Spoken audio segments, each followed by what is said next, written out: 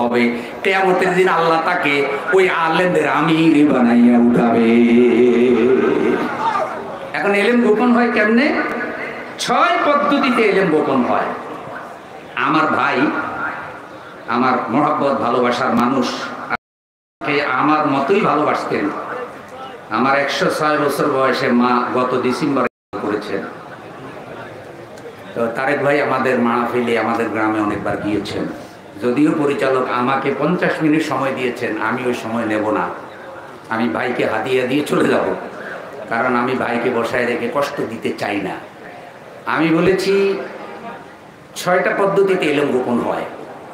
1 number হলো এলেম না বুঝলে, কোরআন না বুঝলে এলেম গোপন হয়। তাহলে বুঝতে হবে কি? বুঝতে হবে কোরআন, শিখতে হবে কোরআন, জানতে হবে কোরআন। যারা শুধু তেলাওয়াত করে তারা এলেমের হক আদায় করে না। বহু লোক আছে আরবি পড়লে বাধা দেয় না, বাংলায় তাফসীর করলে বাধা দেয়।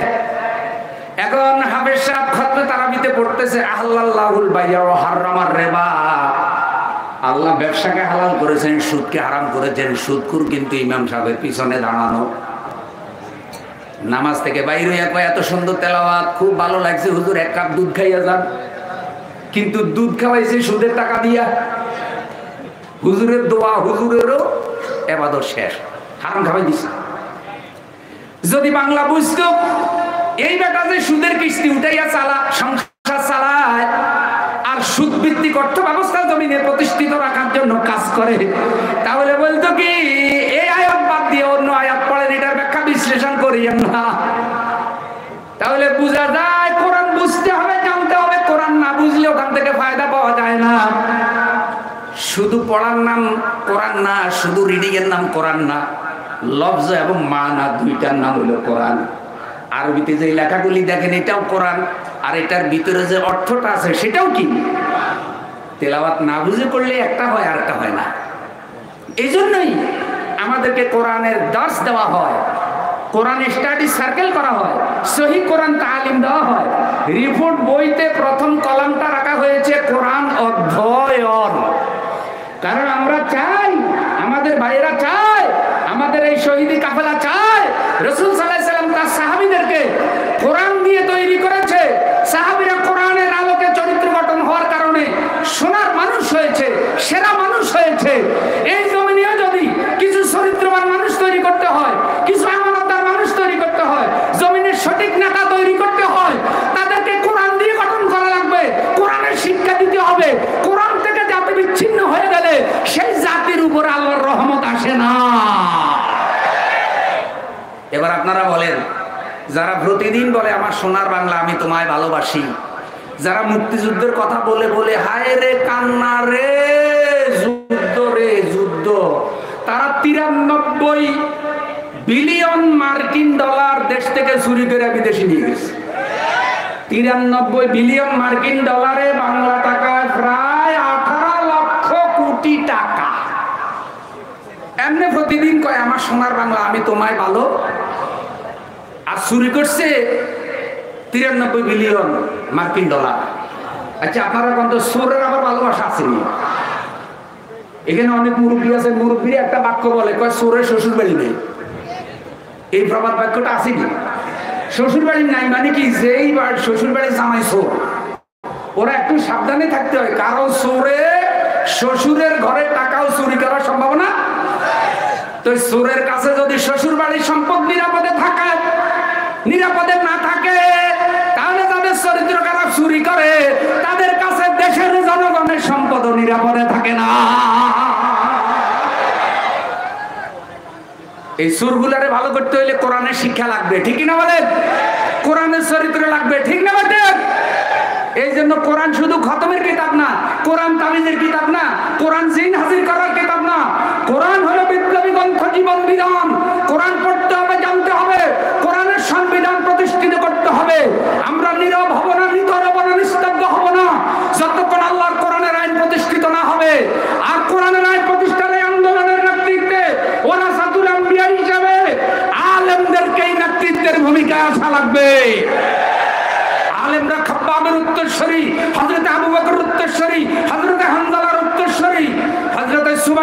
উত্তরসূরি, আলেমরা কখনো মুনাফিকের উত্তরসূরি হতে, আলেমরা কখনো জালেম নেতা নেত্রীর উত্তরসূরি হতে পারে না।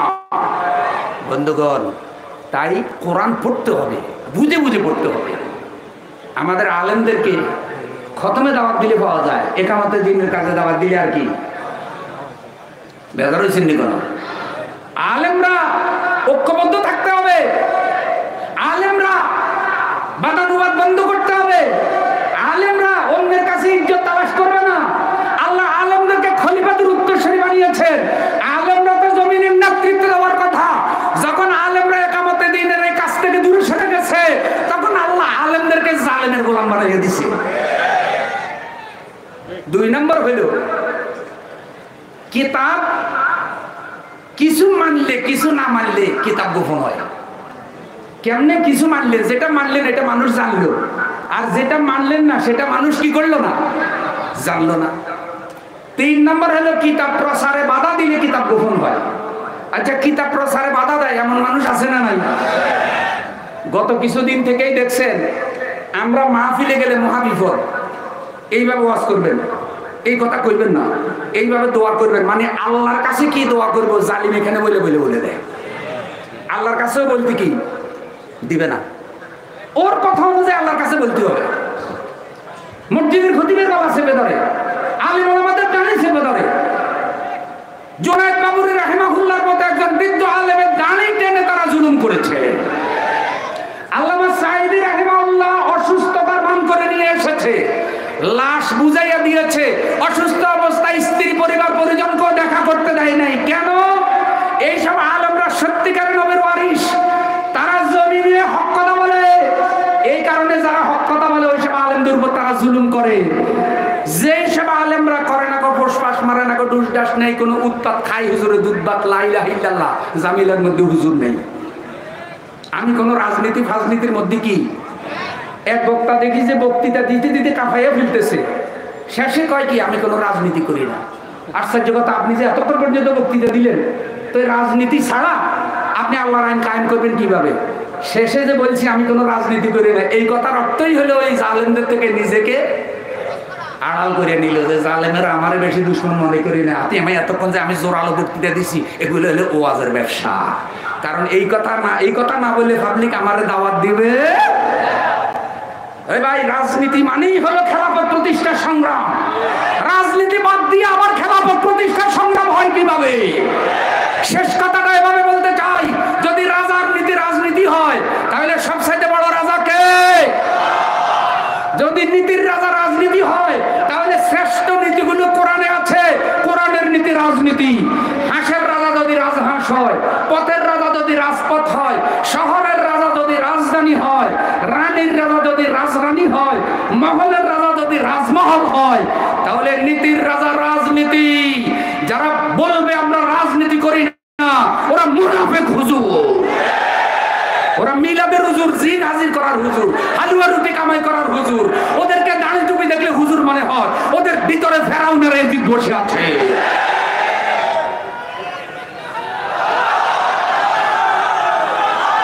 আল্লাহ আমাদের সকলকে হুসাইনের উত্তরসূরি হওয়ার তৌফিক দিন, বলেন আমিন। আল্লাহ আমাদের সকলকে হযরতে হাসান হুসাইনের উত্তরসূরি হওয়ার তৌফিক দিন, হযরতে বেলালের উত্তরসূরি হওয়ার তৌফিক দিন, হযরতে খাব্বাবের উত্তরসূরি হওয়ার তৌফিক দিন, আল্লামা সাঈদীর উত্তরসূরি হওয়ার তৌফিক দিন। আল্লাহ তোমার এই জমিনে, এই জমিনকে কোরআনের আলোকে রঙিন করার জন্য যেসব আলেমরা এইসব মঞ্চে জীবনের সমস্ত শক্তি দিয়া কোরআনের কথা বলেছে, আল্লাহ আমাদেরকে তাদের উত্তরসূরি হিসাবে কবুল করুন। বগুড়ার আলেমদেরকে একামতে দিনের কাফেলায় জলে জলে শরীক হন, শপথ নিন, রোপণ হন, কর্মী হন। এখন আর সময় নাই, 5 তারিখের পর থেকে আল্লাহ সুযোগ করে দিয়েছে। এখনো যদি পিছাইয়া থাকেন, আল্লাহরে দোষ দেওয়া যাবে না। ইসলাম প্রতিষ্ঠার জন্য ঐক্যবদ্ধ হওয়ার সবচাইতে সেরা সুযোগে আমরা আছি। আল্লাহ আমাদের কবুল করুন, আমিন। আসসালামু আলাইকুম ওয়া রাহমাতুল্লাহ ওয়া আখিরু দাওয়ানা আলহামদুলিল্লাহি রাব্বিল আলামিন।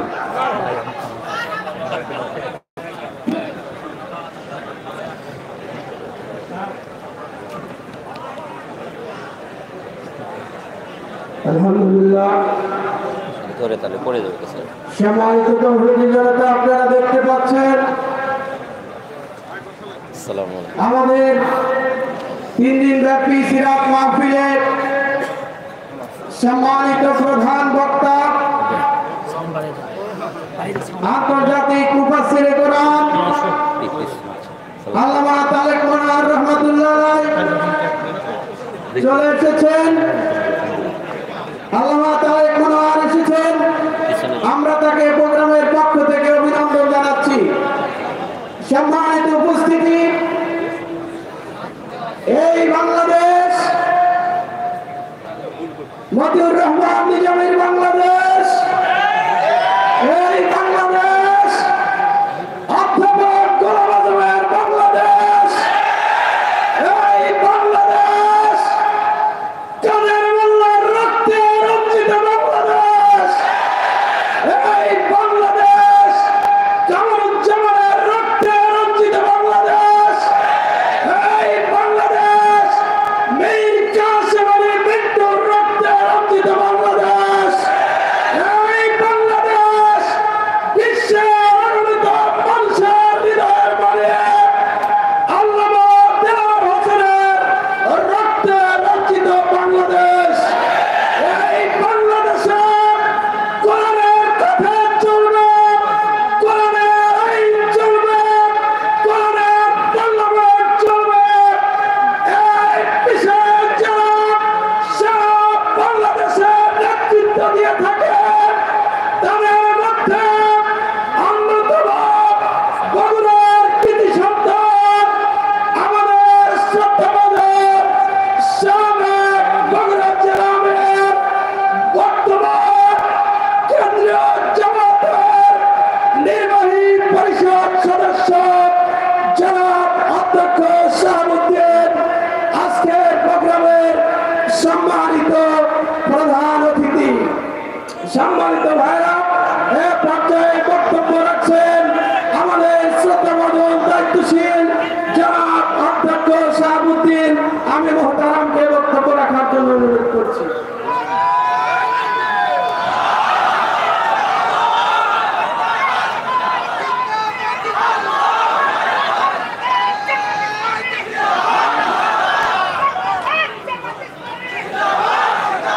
السلام عليكم ورحمة الله وبركاته. الحمد لله رب العالمين والصلاة والسلام على رسول الله وعلى آله وصحبه أجمعين. ইন্দির ভেবে সেরকম যদি এই মহাবারের সম্মানিত সভাপতি আমাদের প্রিয় আলেম মৌলানা আলমগীর হোসেন, আমাদের মাঝে উপস্থিত হয়েছেন আমাদের স্নেহের তারেক মনোয়ার, বাংলাদেশ সহ গোটা পৃথিবীর আনাচে কানাচে আল্লাহর দিনের দাওয়াত দিয়েছে, আজকে আমাদের মাঝে হাজির হয়েছেন। আল্লাহর দরবারে তার হায়াতে তাইয়্যিবার জন্য দোয়া করি, আল্লাহ তার হায়াত দীর্ঘায়িত করি। আজকে আমাদের মাঝে উপস্থিত আছেন অনেক ওলামায়ে দ্বীন। ভাইয়েরা, লম্বা সময় পরে মুক্ত আকাশে খোলা মনে খোলা দেনে গণতান্ত্রিক অধিকার নিয়ে ধর্মীয় অধিকার নিয়ে বসার জন্য দিয়ে আমাদের কাছে সুযোগ করে দিয়েছেন, যাদের রক্ত ত্যাগ এবং কুরবানির বিনিময়ে আমরা এই মুক্ত আকাশ পেয়েছি, আল্লাহর দিনের কথা বলার জন্য সুযোগ পেয়েছি, সেই আল্লাহর তরফে আমরা শুকরিয়া আদায় করছি আলহামদুলিল্লাহ। আমাদের প্রিয় নেতা মুহাম্মদ রাসূলুল্লাহ সাল্লাল্লাহু আলাইহি ওয়াসাল্লামের রেখে যাওয়ার দায়িত্বের সামান্য যোগ্যতা অনুসারে আমরা কাজ করার জন্য চেষ্টা করছি, আল্লাহ আমাদেরকে কবুল করে নিন। 2009 সালের প্রথম দিন বিডিআরকে শহীদ আর্মিদের যে দ্বন্দ্ব হয়েছিল, যে যুদ্ধ হয়েছিল, সেই দিন পরিস্থিতি খুব খারাপ হয়ে যাওয়ার কারণে আমাদের এই ময়দানের সবচাইতে শেষ যে প্রোগ্রামটা ছিল মরহুম রাহিমাহুল্লাহ দেওয়ার হোসেন সাইদি সাহেবের শেষ মোনাজাত ছিল, আপনারা শুনেছেন। আমরা প্রশাসনকে বলে খুব কষ্ট করে সেই সময় সেই প্রোগ্রাম আমরা করেছিলাম। ভাই, আজকে দীর্ঘ 15 বছরের বেশি সময় অতিক্রান্ত হয়েছে, এই বাংলাদেশের মাটিতে এই ময়দানে আমরা এই প্রোগ্রাম করতে পারি নাই। এই প্রোগ্রাম করতে দেয় নাই তারা মুসলমান, তারা ওই মুসলমান যে আল্লাহকে আমরা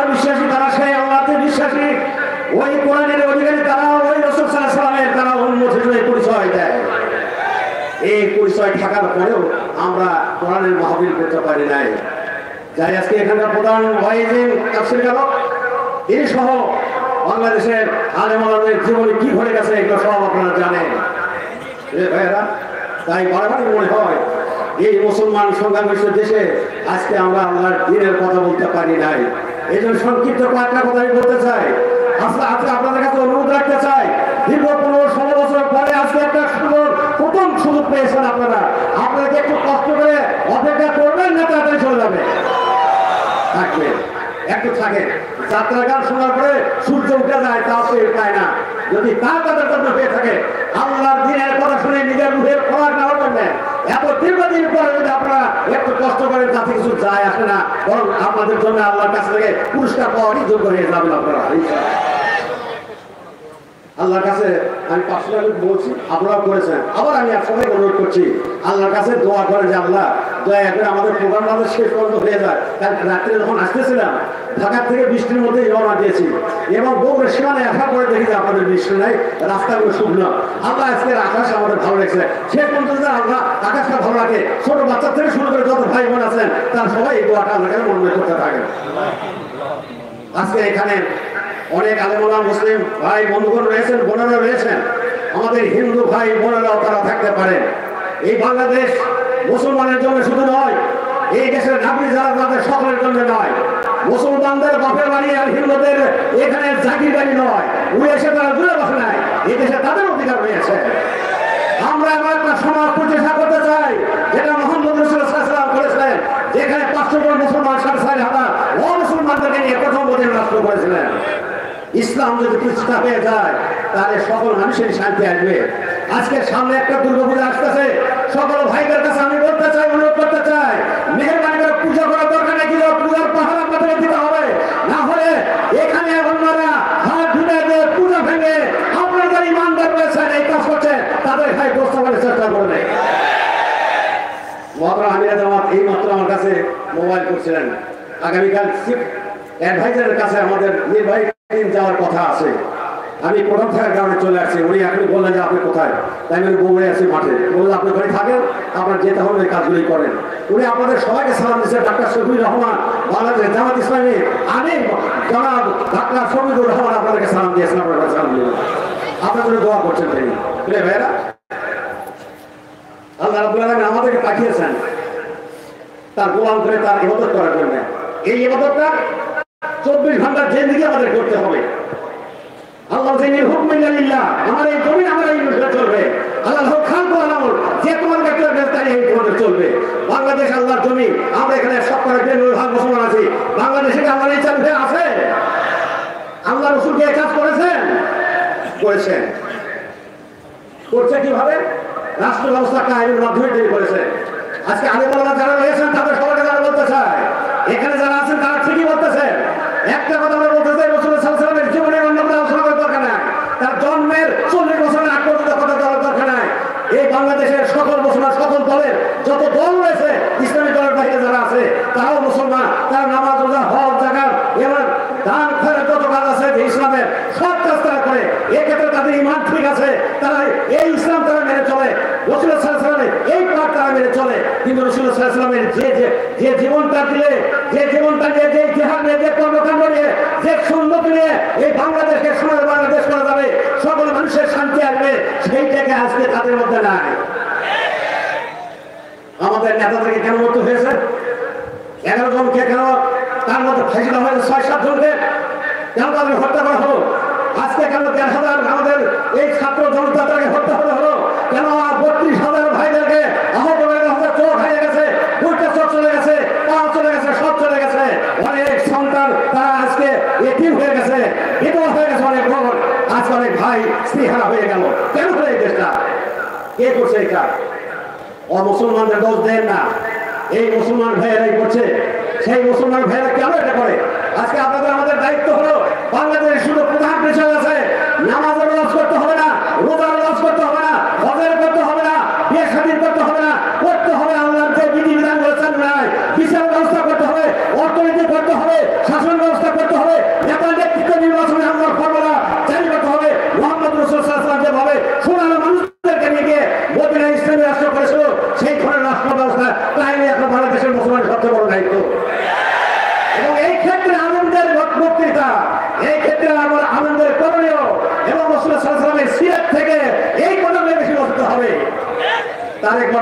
$100 কারণে তাকে প্রিভেন্টেড হয়েছিল, এই নিষিদ্ধ ঘটনা হয়েছে, আজারিকে দেশ ছাড়তে হয়েছে। ওই যে মিজানুর রহমান আজারিকে আবার হলো কুষ্টিয়ার আমাদের এক ভাই আমির হামজা, তাকে হয়েছে, আমাদের মামুনুল হককে তাই করতে হয়েছে। এরকম অসংখ্য আনন্দকে সেখানে যেতে হয়েছে। অবুল সাহেবকে পিঠে এমন অবস্থা করে দেওয়া হয়েছিল, সে কাছে আল্লাহর দুনিয়া ফেরে চলে গেল। আমাদের সাথে ভালো সম্পর্ক তাদের ছিলেন প্রিয় ভাইয়েরা। তাহলে আজকে এই অবস্থা আল্লাহ রাব্বুল আপনাদের জন্য অনুকূল পরিবেশ করে দিয়ে দিচ্ছে। এখন প্রধান কাজ হলো যে আমরা মুসলমান হয়ে ফিরে যেতে চাই আল্লাহর কাছে, খাঁটি মুসলমান হয়ে আল্লাহর কাছে ফিরে যেতে। কথা ঠিক না মিথ্যা?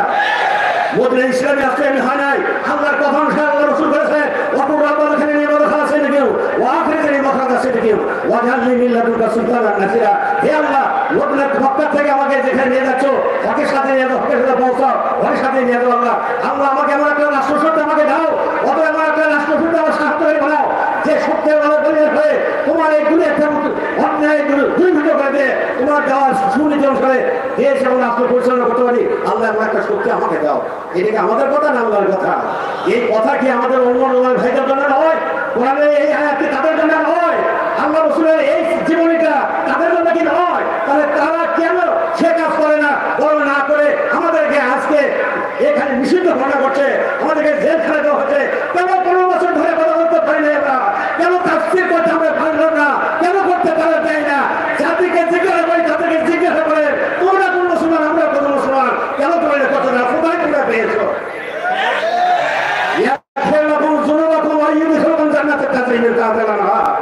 আল্লাহ বলেছেন যারা এই কাজ করে আমি তাদের সব গুনাহ মাফ করে দিয়ে তাদের জান্নাত দিয়ে দেবো।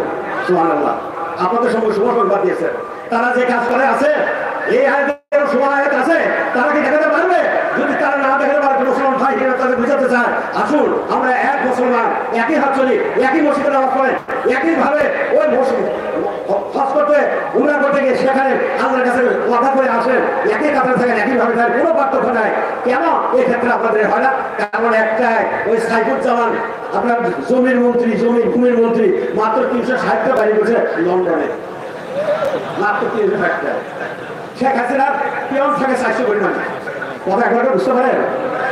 ওই যে আজিজ সাহেব আর বেনজিরের কত সম্পদ আছে কোনো হিসেবেই তারা জানে না। এই যে দুর্নীতি করেছে, এই যে অন্যায় করে, এই যে মানুষের রক্ত চুষা খায়, আপনাদের সম্পদ খায়, বিদেশের অর্থ বাজার করেছে, বাড়ি ঘর করেছে। যদি আমরা ইনসান হয়ে যায় এই স্রোতের স্থান হবে না, হয় ভালো মানুষ হতে হবে, নাহলে দেশ থেকে তাদের করে দিতে হবে। এই ভয় আপনাদের বিরুদ্ধে বিরোধিতা করতেছে, আর কোনো কারণ নাই। প্রিয় ভাইরা, আল্লাহ আপনাদের আমাদেরকে দয়া করছে, আমাদেরকে দরদ করছে। আমি যখন এই আয়াতটা পড়লাম আল্লাহ না তুকাতিলুনা ফি সাবিলিল্লাহি ওয়াল মুস্তাদাফিনা মিনার রিজালি ওয়ান নিসাই ওয়াল বিলদানি আল্লাযিনা ইয়াকুলুনা রাব্বানা আখরিজনা মিন হাযিহিল কারিয়াতিজ জালিমা আহলাহা ওয়াজআল লানা মিন লাদুনকা আউলিয়া ওয়াজআল লানা মিন লাদুনকা নাসিরা। আমি এই আয়াতটা পড়তে মাথা চিন্তা করতাম, আল্লাহ তুমি বলতেছে, আল্লাহ বলে তোমাদের কি হয়েছে? তোমরা কেন বসে আছো? তোমরা কেন লড়াই সংগ্রাম যাচ্ছ না? তোমরা কেন আজকে আবার বৃদ্ধ বনিতা নিষ্পেষিত হচ্ছে, জুলুমের শিকার হচ্ছে? তারা হাহাকার করেছে, হে আল্লাহ আমাদের জন্য একটা ভালো জায়গা দিয়ে দাও। আল্লাহ এরা এই কথা বলছে যে তোমরা কেমন অর্থছ না? আল্লাহ কেন দোয়া করে, হে আল্লাহ আমাদের অভিভাবক, বন্ধু, গার্জিয়ান পাঠিয়ে দাও, শাস্ত্রীদের পাঠিয়ে দাও। আমি করতাম আর চিন্তা করতাম, আর ওই মহানগরের মধ্যে যে মূর্তিগুলো আসলে এই মূর্তিগুলো দেখতাম আর মনে করতাম কতদিনে বাংলাদেশের মানুষ এই মূর্তির বিরুদ্ধে উঠবে। কারণ মূর্তি তো আমাদের কালচার না, আমাদের ধর্ম না। হিন্দু ভাইরা করতে পারে, আমাদের আপত্তি নাই, তারা এটা করতে থাকবে। এটা কবে ভাই নেই চিন্তা করতাম। প্রিয় ভাইরা, আল্লাহ বলেন আপনাদের কিভাবে সাহায্য করছে, ইমান দৃঢ় হওয়ার জন্য আপনাদের বলছি। আল্লাহ আপনাদের সাহায্য করে, ইন তানসুরুল্লাহ ইয়ানসুরকুম, আপনারা আল্লাহকে সাহায্য করে, আল্লাহ সাহায্য করবে। কিভাবে করতে দেখে? আমি 2 বছর আগে একটা বই লিখছিলাম, কারণ ওই যে শাহরিয়ার কবি আগে যে মানিক সাহেব কলার কথা শুয়ে থাকলো, ওই বিচারপতি জানি সাহেবকে ফাঁসির হুকুম দিয়েছে, সে রায় রেখেছে, সে আরো আমাদের নেতাদের রায় রেখেছে। সেই মানিকের অবস্থা দেখছেন কি অবস্থা হয়ে গেছিল ভাইয়েরা। এরা যখন রাজাকার সব জায়গায় দেখতে পারে। আমি একটা বই লিখলাম যে বাংলাদেশি রাজাকার মুক্ত হবে না এদের উত্থান হবে, এদের নিয়ম করে দেশটা যাবে। এই বইটা কিছু দিকগুলো আছে। আজকে রাজাকার যে তাদের বলছো, তারা আজকে এখানে উত্থান হয়েছে। কথা ঠিক না মিথ্যা? আল্লাহর মেহরবানিতে আল্লাহ সাহায্য করলো, ইন্ডিয়া আমাদের সাহায্য করলো। ইন্ডিয়া স্যার ধ্বংস হয়ে যাক, ইসলাম তন্ত্র ধ্বংস হয়ে যাক। আর একদিন হলো মায়ানমার, আর একদিন হলো বঙ্গোপসাগর। কে সাহায্য আমাদের করবে? কেউ করে না। আল্লাহ রাব্বুল আলামিন শেখ হাসিনার মুখ দিয়ে ওই রাজাকার শব্দ, যেটা আমাদেরকে নিষ্পেষিত করছে 53 বছর ধরে, এই শব্দটা ওই মুখটা বের দিয়ে গোটা জাতির লোকেরা বলে যে আমরা সবাই রাজাকার। আজকে আল্লাহ সাহায্য করছে না, করে নাই? ফেরেশতা পর্যন্ত যুদ্ধ তোমাদের এখনো হয় নাই। তাহলে আল্লাহ এইভাবে সাহায্য করছে, আপনাদেরকে আল্লাহ সাহায্য করবে। যে পরিবেশ তৈরি হয়ে গেছে এই পরিবেশ রক্ষা করতে হবে। যারা এই দুর্নীতি করেছে, যারা আজকে অত্যাচার আছে, যারা কাটিয়ে গেছে, এরা যাতে আর সুযোগ না পায়, পুরো যাতে বাংলাদেশে আর এবার সুন্দর বাংলাদেশ না করে, এই বাংলাদেশকে সুন্দর বাংলাদেশ না করে, এই ধর্মকে না থাকতে পারে, তাফসীরের বন্ধ না করতে পারে, আমাদের অধিকার যাতে বন্ধ না করতে পারে, হিন্দুদের পূজা না ভাঙতে পারে, এর জন্য আমাদের সতর্ক হতে হবে, আপনাদের সব দিকে ফোন রাখতে হবে এবং কাজ করতে হবে। আসুন সবাই মিলে আমরা আল্লাহর এই জমি বাংলাদেশে আল্লাহর দিন আমরা প্রতিষ্ঠা করার কাজ করি। রাসূলুল্লাহ সাল্লাল্লাহু আলাইহি ওয়াসাল্লামের সবচেয়ে বড় দায়িত্ব এটাই হলো, ওয়াল্লাযী আরসালা রাসূলাহু বিল হুদা ওয়া দীনিল হক লিইয়ুযহিরাহু আলা দীনি কুল্লিহি ওয়ালাউ কারিহাল মুশরিকুন। আল্লাহর কোরআনে 3 জায়গাতে এই কথা তিনি বলেছেন, রাসূল সাল্লাল্লাহু আলাইহি ওয়াসাল্লাম তার জীবন থেকে করে গেছেন। এটা আসুন আজকে আমরা আল্লাহর কাছে সুযোগ পেয়েছি, সুযোগের সদ্ব্যবহার করি, তার কাছে আমরা শুকরিয়া জানাই এবং সামনের দিনে আমাদের যারা নেতৃত্বে চলে গেছেন তাদের অর্থের বিনিময় আমাদের ভাইয়েরা যারা আত্মহুতি দিল, যারা শহীদ হয়ে গেল, আল্লাহ তাদেরকে শহীদ হিসেবে কবুল করুন এবং বাংলার এই মাটিকে আল্লাহ তার দিনের জন্য কবুল করে নিন। এইটা আশাবাদ ব্যক্ত রেখে আপনাদের সবাইকে ধন্যবাদ দেয়। আবারও আবেদন রাখি যে মেহরবানি করে আপনারা অপেক্ষা করবেন। আমাদের সন্তান ওরা দেশে অনেক জুলুমের শিকার হয়েছে, অনেক কষ্ট তিনি করেছেন। ওনার বাবাও কিন্তু একসময় জামাত ইসলামের আমির ছিলেন বাংলাদেশে, এটা আপনারা মনে রাখবেন। তার শিশু সন্তান এবং তার পক্ষ থেকে যথেষ্ট কিছু চেষ্টা করছেন, এখানে করছেন, লন্ডনে করছেন, অনেক জায়গায় তিনি করে থেকে থাকেন। আমরা দোয়া করি যে তার বক্তব্যের মাধ্যমে এই জাতি দেশের পাই নয়, এক সাইডে সব চলে গেছেন, হাজারো সাইডে একসাথে তৈরি হয়ে গেছে বাংলাদেশে। এই সাইডের কারণে বাংলাদেশের এই অভাব আমাদের পূর্ণ হবে বলে আমরা আশা করি। আল্লাহ তাকে তৌফিক দান করুন। আপনাদের সবাইকে ধন্যবাদ দিয়ে আমি আমার বক্তব্য শেষ করছি। আল্লাহ হাফেজ। আসসালামু আলাইকুম ওয়া রাহমাতুল্লাহি ওয়া বারাকাতুহু।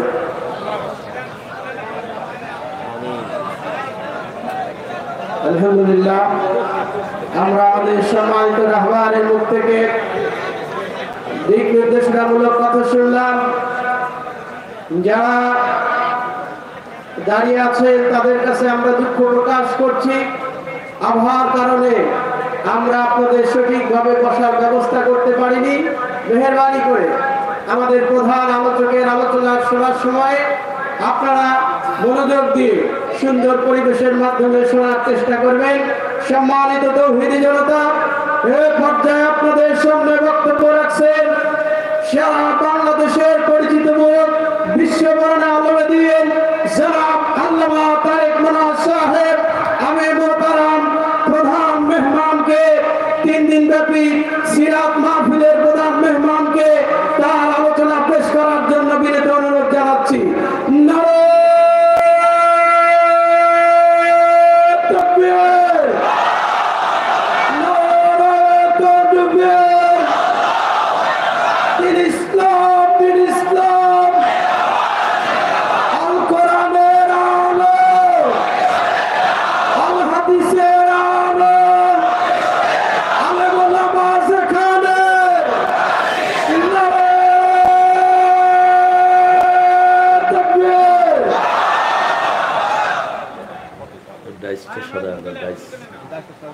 السلام عليكم ورحمة الله وبركاته.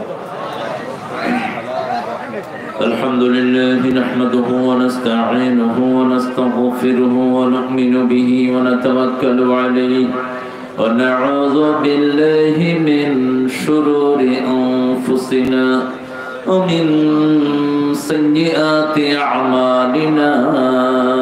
من يهده الله فلا مضل له ومن يضلل فلن تجد له وليا مرشدا. ونشهد أن لا إله إلا الله وحده لا شريك له. ونشهد أن سيدنا إمامنا قدوتنا حبيبنا طبيبنا وطبيب أرواحنا محمد الذي أرسله بالحق بشيرا ونذيرا وداعيا إلى الله بإذنه وسراجا منيرا. فقد قال الله تعالى في كلامه المجيد فرقانه الحميد أعوذ بالله من الشيطان الرجيم بسم الله الرحمن الرحيم إن الله وملائكته يصلون على النبي يا أيها الذين آمنوا صلوا عليه وسلموا تسليما اللهم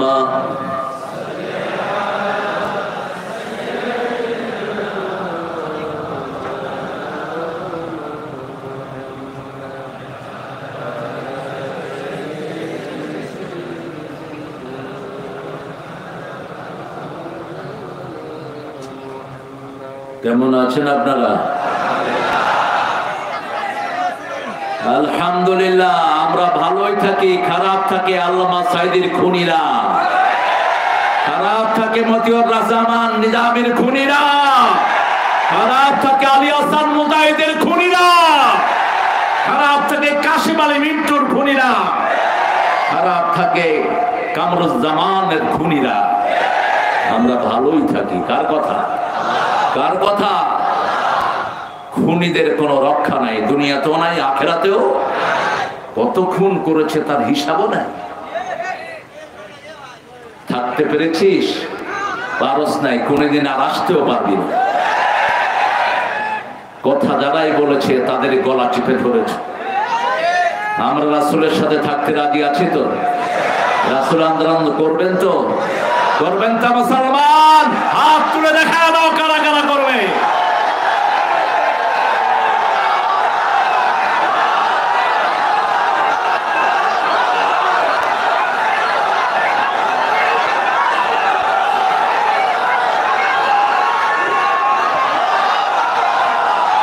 আল্লাহ সবাইকে কবুল করুন। আরো জোরে বলি আমিন। বাংলার জমিন 16 বছর পরে প্রাণ ফিরে পেয়েছে। এই মাঠে বগুড়ার লাস্ট প্রোগ্রাম করেছেন আল্লামা দেলোয়ার হোসেন সাঈদী। পাশে বসা ছিলেন চাচা, সেই ভিডিওটা এখনো আছে। তিনি বলছিলেন আমি যদি এই সাঈদীও একদিন ইতিহাস হয়ে যেতে পারি। আজকে তিনি ইতিহাস হয়ে গেছেন। আল্লাহ তার কবরকে জান্নাতুল ফেরদাউস বানিয়ে দিন। আমরা ওই দুরূদটা পড়বো যে দুরূদটা পড়তেন রাহমাতাল লিল। পড়েন আল্লাহুম্মা সাল্লি আলা মুহাম্মাদ ওয়া আলা আলি মুহাম্মাদ কামা সাল্লাইতা ওয়া সাল্লামতা আলা ইব্রাহিম ওয়া আলা আলি ইব্রাহিম ইন্নাকা হামিদুম মাজিদ। আল্লাহুম্মা বারিক আলা মুহাম্মাদ ওয়া আলা আলি মুহাম্মাদ কামা বারাকতা আলা ইব্রাহিম ওয়া আলা আলি ইব্রাহিম ইন্নাকা হামিদুম মাজিদ। প্রশংসা কার? চিৎকার করে বলেন আলহামদুলিল্লাহ। আল্লাহু আকবার কবীরা আলহামদুলিল্লাহি কাসীরা সুবহানাল্লাহি বুকরাতান ওয়া আসীলা সুবহানাল্লাহি ওয়া বিহামদিহি আদাদা খালকিহি ওয়া রিদা নাফসিহি ওয়া জিনাতা আরশিহি ওয়া মিদাদা কালিমাতিহি। একজন বিজয়ের একমাত্র কৃতিত্ব একজনের, তিনি কে? তিনি কে? আল্লাহ। আল্লাহ ছাড়া এই বিজয় কখনো সম্ভব ছিল না। আজকে 16 বছর পরে উন্মুক্ত ময়দানে কথা বলতে পেরে আবার আল্লাহ শুকরিয়া আদায় করছি আলহামদুলিল্লাহ।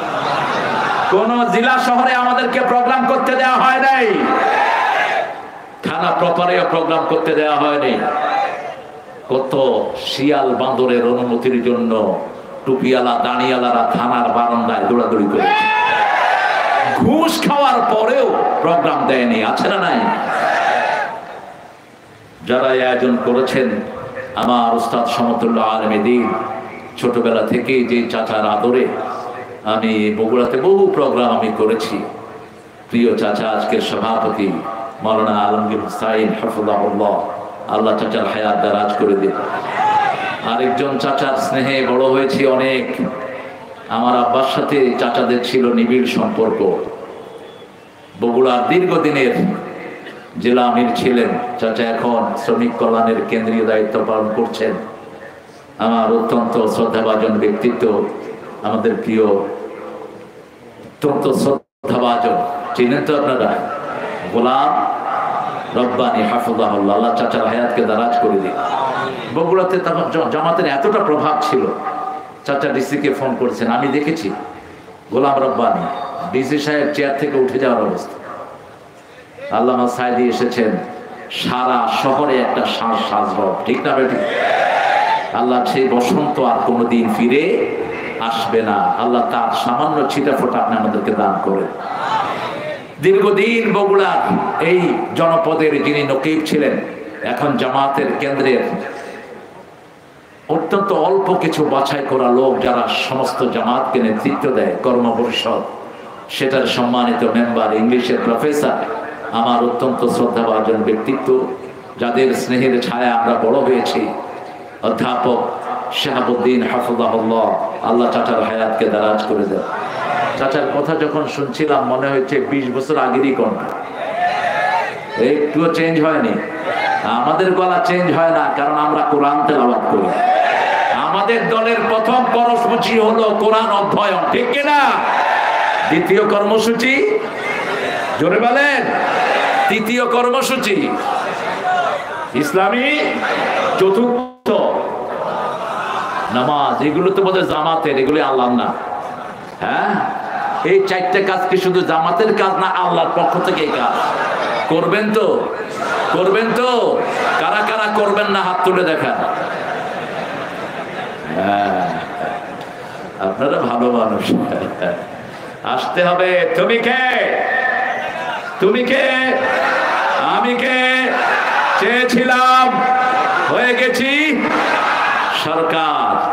চোরে পুলিশ চিনে, কোটা বিরোধী আন্দোলন দেখেই বড় চোর বলেছে এগুলো কোটা না, পিছনে রাজাকার। পিছনে কে? গালি দিয়েছ রাজাকার বলে, 18 কোটি জনগণকে আল্লাহ রাজাকার বানায় দিয়েছে। ছোট ছোট পোলাপানে বলে তুমি কে, আমি কে? কি? রেবা কার? রেবা কার? যারা সন্তুষ্ট চিত্তে মানুষকে সেবা দেয়, তাদের নাম কি? এই দলই সেই সেবা দেয়। হিন্দুদের মন্দির পাহারা দেয় এই দল, মসজিদে রেখে হিন্দুদেরকে পাহারা দেয় এই দল, হিন্দুদের হাতে টাকা তুলে দেয় এই দল। তাদের সেক্রেটারি বলেছিলেন 10 লক্ষ লোক মারা যাবে। কি নাম জানি সেক্রেটারি?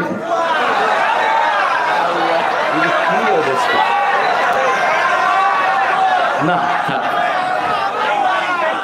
আহারে দেখেন আমার কোরআন যে কত সত্য, আলহামদুলিল্লাহ বলেন। ওরা আমাদেরকে নিয়ে ঠাট্টা করতো, ঠিক না ঠিক? দেল্লা রাজাকার কি বানাইছে? দেল্লা রাজাকার। কসাই কাদের? যিনি কোনোদিন মুরগিও জবাই করেন নাই, তিনার নামে লাগাইছে কসাই কাদের। আল্লাহ বলেন দাঁড়া, আল্লাহু ইস্তাহজিউ বিহিম ওয়া ইয়ামুদ্দুহুম ফি তুগয়ানিহিম ইয়ামাহুন।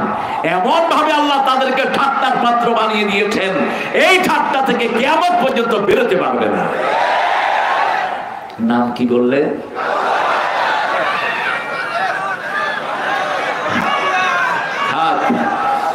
এই লোকটা বলেছিল মাত্র 10 লক্ষ মারা যাবে। যেহেতু এই আন্দোলন নেতৃত্ব দিয়েছে ইসলাম আলারা, একটা রক্তপাত ওই শয়তানদের হয় নাই। আমরা রক্ত দিয়েছি, ঠিক না ঠিক? আমরা ঘর ছেড়েছি, আমার ভাইয়েরা পালিয়ে গেছে, ওদের কোনো ক্ষতি হয় নাই। আমরা দেশে আগেও ছিলাম, এখনো। ওরা কোথায়?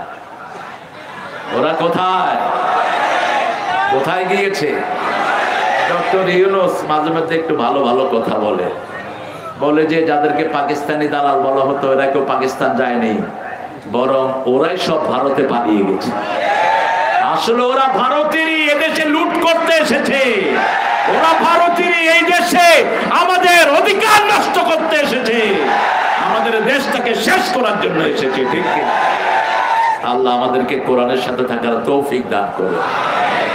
অনেক ওলামা হযরত এসেছেন, আমি যাদের ছাত্র হতে পারলে ধন্য হতাম। এসেছেন স্কুলের প্রিয় স্যাররা, প্রাইমারি, হাই স্কুল, কলেজ, ইউনিভার্সিটির স্যার, বিভিন্ন পেশায় জড়িত আমার বৃদ্ধা বনিতা, পর্দার আড়ের মা এবং বোনেরা এসেছেন, হিন্দু সম্প্রদায়ের ভাই বোনেরা, খ্রিস্টানও কিছু থাকতে পারেন। যতজন এসেছেন আল্লাহ সবাইকে কোরআনের জন্য কবুল করুন, সবার জীবনের গুনাহগুলো আল্লাহ মাফ করে দেন। আমরা টুপি দাঁড়িয়ারা সব এক দল, ঠিক না ঠিক? সব কয় দল? এক দল। আমাদের নেতা বলছেন চরমনাই আমার, শর্ষিনা আমার, হেফাজত আমার, দর্শে নেজামি আমার, আলিয়াও আমার, ঠিক না ঠিক? এর ভিতরে যারা ফাটল সৃষ্টি করবে এরাই হলো ইসলামের জঘন্য দুশমন। ইন্না হাযিহি উম্মাতুকুম উম্মাতান ওয়াহিদা আনা রাব্বুকুম ফা'বুদুন। সূরা আম্বিয়ার 92 নম্বর আয়াতে বলছেন এটা একটা উম্মত, আমি তোমাদের রব, আমার ইবাদত করো, ঠিক না ঠিক? সূরা মুমিনুনে বলছেন ইন্না হাযিহি উম্মাতুকুম উম্মাতান ওয়াহিদা আনা রাব্বুকুম ফাত্তাকুন। তোমরা একটা উম্মত, এই যে একটা উম্মত আল্লাহকে ভয় করবে, অন্য কাউকে ভয় করা চলবে।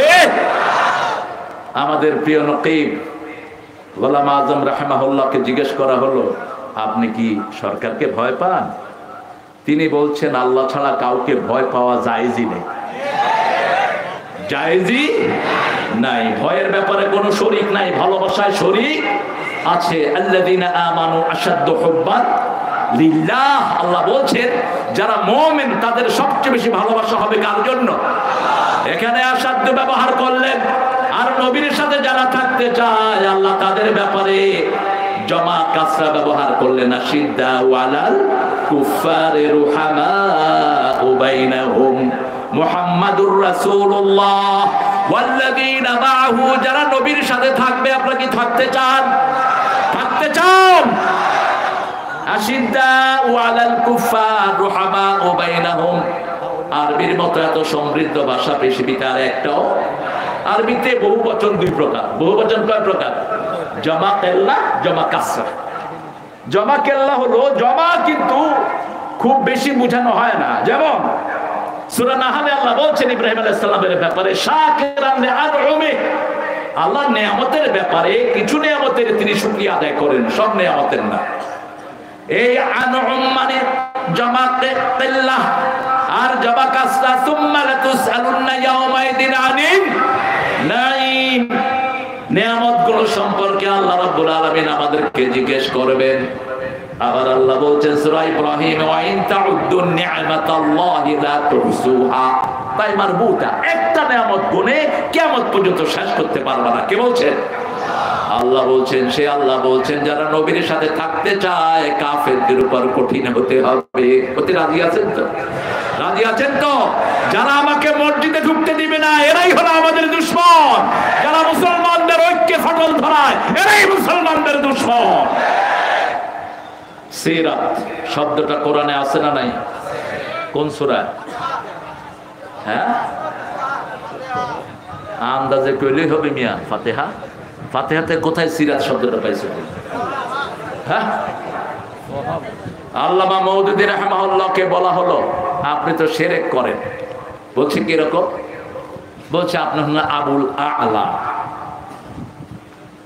কোরআন শরীফে আমরা শিখেছি আনা রাব্বুকুমুল আ'লা। এটা কে বলতো? ফেরাউন। আর আমরা পড়ি সুবহানা রাব্বিয়াল আ'লা। তো মওদুদী রাহিমাহুল্লাহ মুস্কি হেসে দিলেন। হেসে দিয়ে বললেন शायद आपने सूरा तोहा नहीं पढ़ा है। सूरा तोहा 68 नंबर आयते मूसा अलैहिस सलाम के अल्लाह बोलছেন इन्नका अंतल आला। তুমি হলা বিজয়ী। তুমি কি বিজয়ী? আলা মানে কি? বিজয়ী। কি মুচকি হেসে উত্তর দিতেন। ওনাকে গালিগালাজ করলে উনি হাসতেন। তো এক জুমা মসজিদে তিনি জুমা পড়ছেন, ইমাম সাহেব ওনার 14 গোষ্ঠী তুলে গালিগালাজ করছেন। পাশে হলো ফারুক মওদুদী, পৃথিবীর শ্রেষ্ঠ ডাক্তার। বাফেলোতে যার ক্লিনিক ছিল, যে ক্লিনিকেই মারা গিয়েছেন জামানার শ্রেষ্ঠ মুজাদ্দিদ মওদুদী রাহিমাহুল্লাহ। মঈনুদ্দিন চিশতির 14তম রাসূল সাল্লাল্লাহু আলাইহি ওয়াসাল্লামের 14তম বংশধর এই মানুষটি। আমরা ইতিহাস জানি না, আন্দাজে কথা বলি তার বিরুদ্ধে। তিনার ছেলে উঠে যাচ্ছে, তিনি বলছেন बैठ जाओ यार। বলছে আব্বা আপনাকে কিভাবে গালিগালাজ করছে, बैठ जाओ খামোশ। ছেলের কানে কানে বলছে मेरा अमल में नहीं आएगा, उसका अमल में उठेगा। বলছে ও যে আমাকে বকছে এটা আমার নামায় আসতেছে না, ওর আমল নামায় উঠতেছে। নামাজের পরে ইমাম সাহেব দেখে এখন তো পায়ে পড়ে যাওয়ার অবস্থা, বলছে হুজুর মাফ কিজিয়ে, আমাকে মাফ করে দেন, আমি জানতাম না আপনি যে আমার এখানে নামাজ পড়ছেন। মওদুদী সাহেব মুচকে এসে জবাব দিলেন, তোমার জবাব তুমি দিবা, আমার জবাব আমি দেব।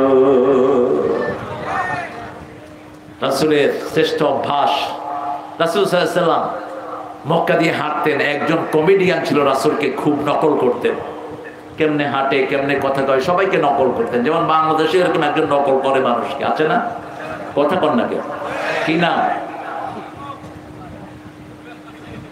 উনি খুব দক্ষতার সাথে বিভিন্ন রকমের বিনোদন অনুষ্ঠান বানান, অনেক দিন থেকে তিনি দক্ষ। এই তো বলেছে হানিফ, হ্যাঁ।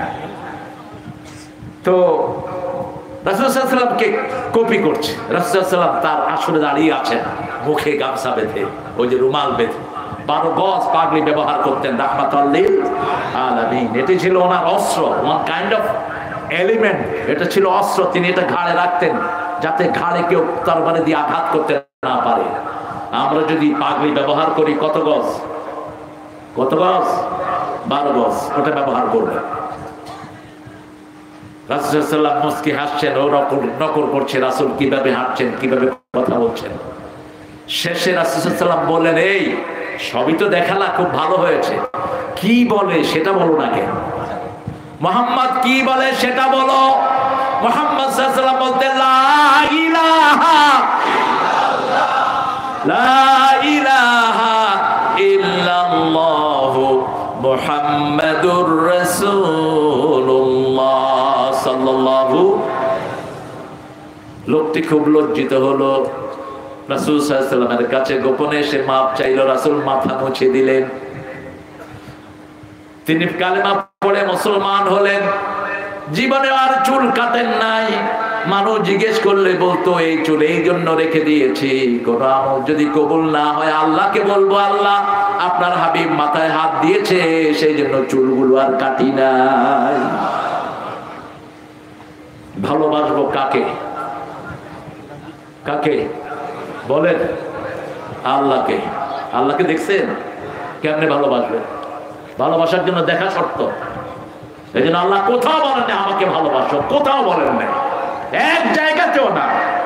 বরং তিনি বলেছেন আল্লাযীনা আমানু আশাদ্দু হুব্বান লিল্লাহ।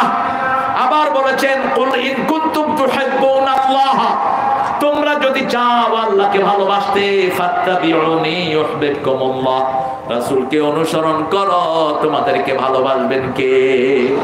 সারাক্ষণ আমাদেরকে দেখেন কে? শুনেন কে? আমাদের সব কিছু ঠিক করে দেন কে? তিনি থাকেন কোথায়? জোরে বলেন, আরো জোরে।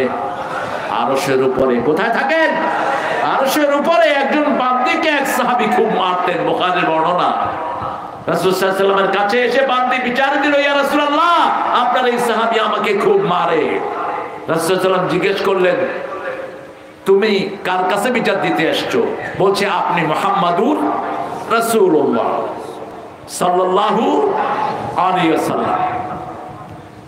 এবার রাসূল জিজ্ঞেস করলেন আইন আল্লাহ, আল্লাহ কোথায়? তিনি বললেন ফাওকাস সামা, আকাশের উপরে। আল্লাহর হাবিব ওই সাহাবীকে ডেকে বলেন আতাকহা, এই মহিলাকে আযাদ করে দাও, এই মহিলা মুমিনা। সুবহানাল্লাহ।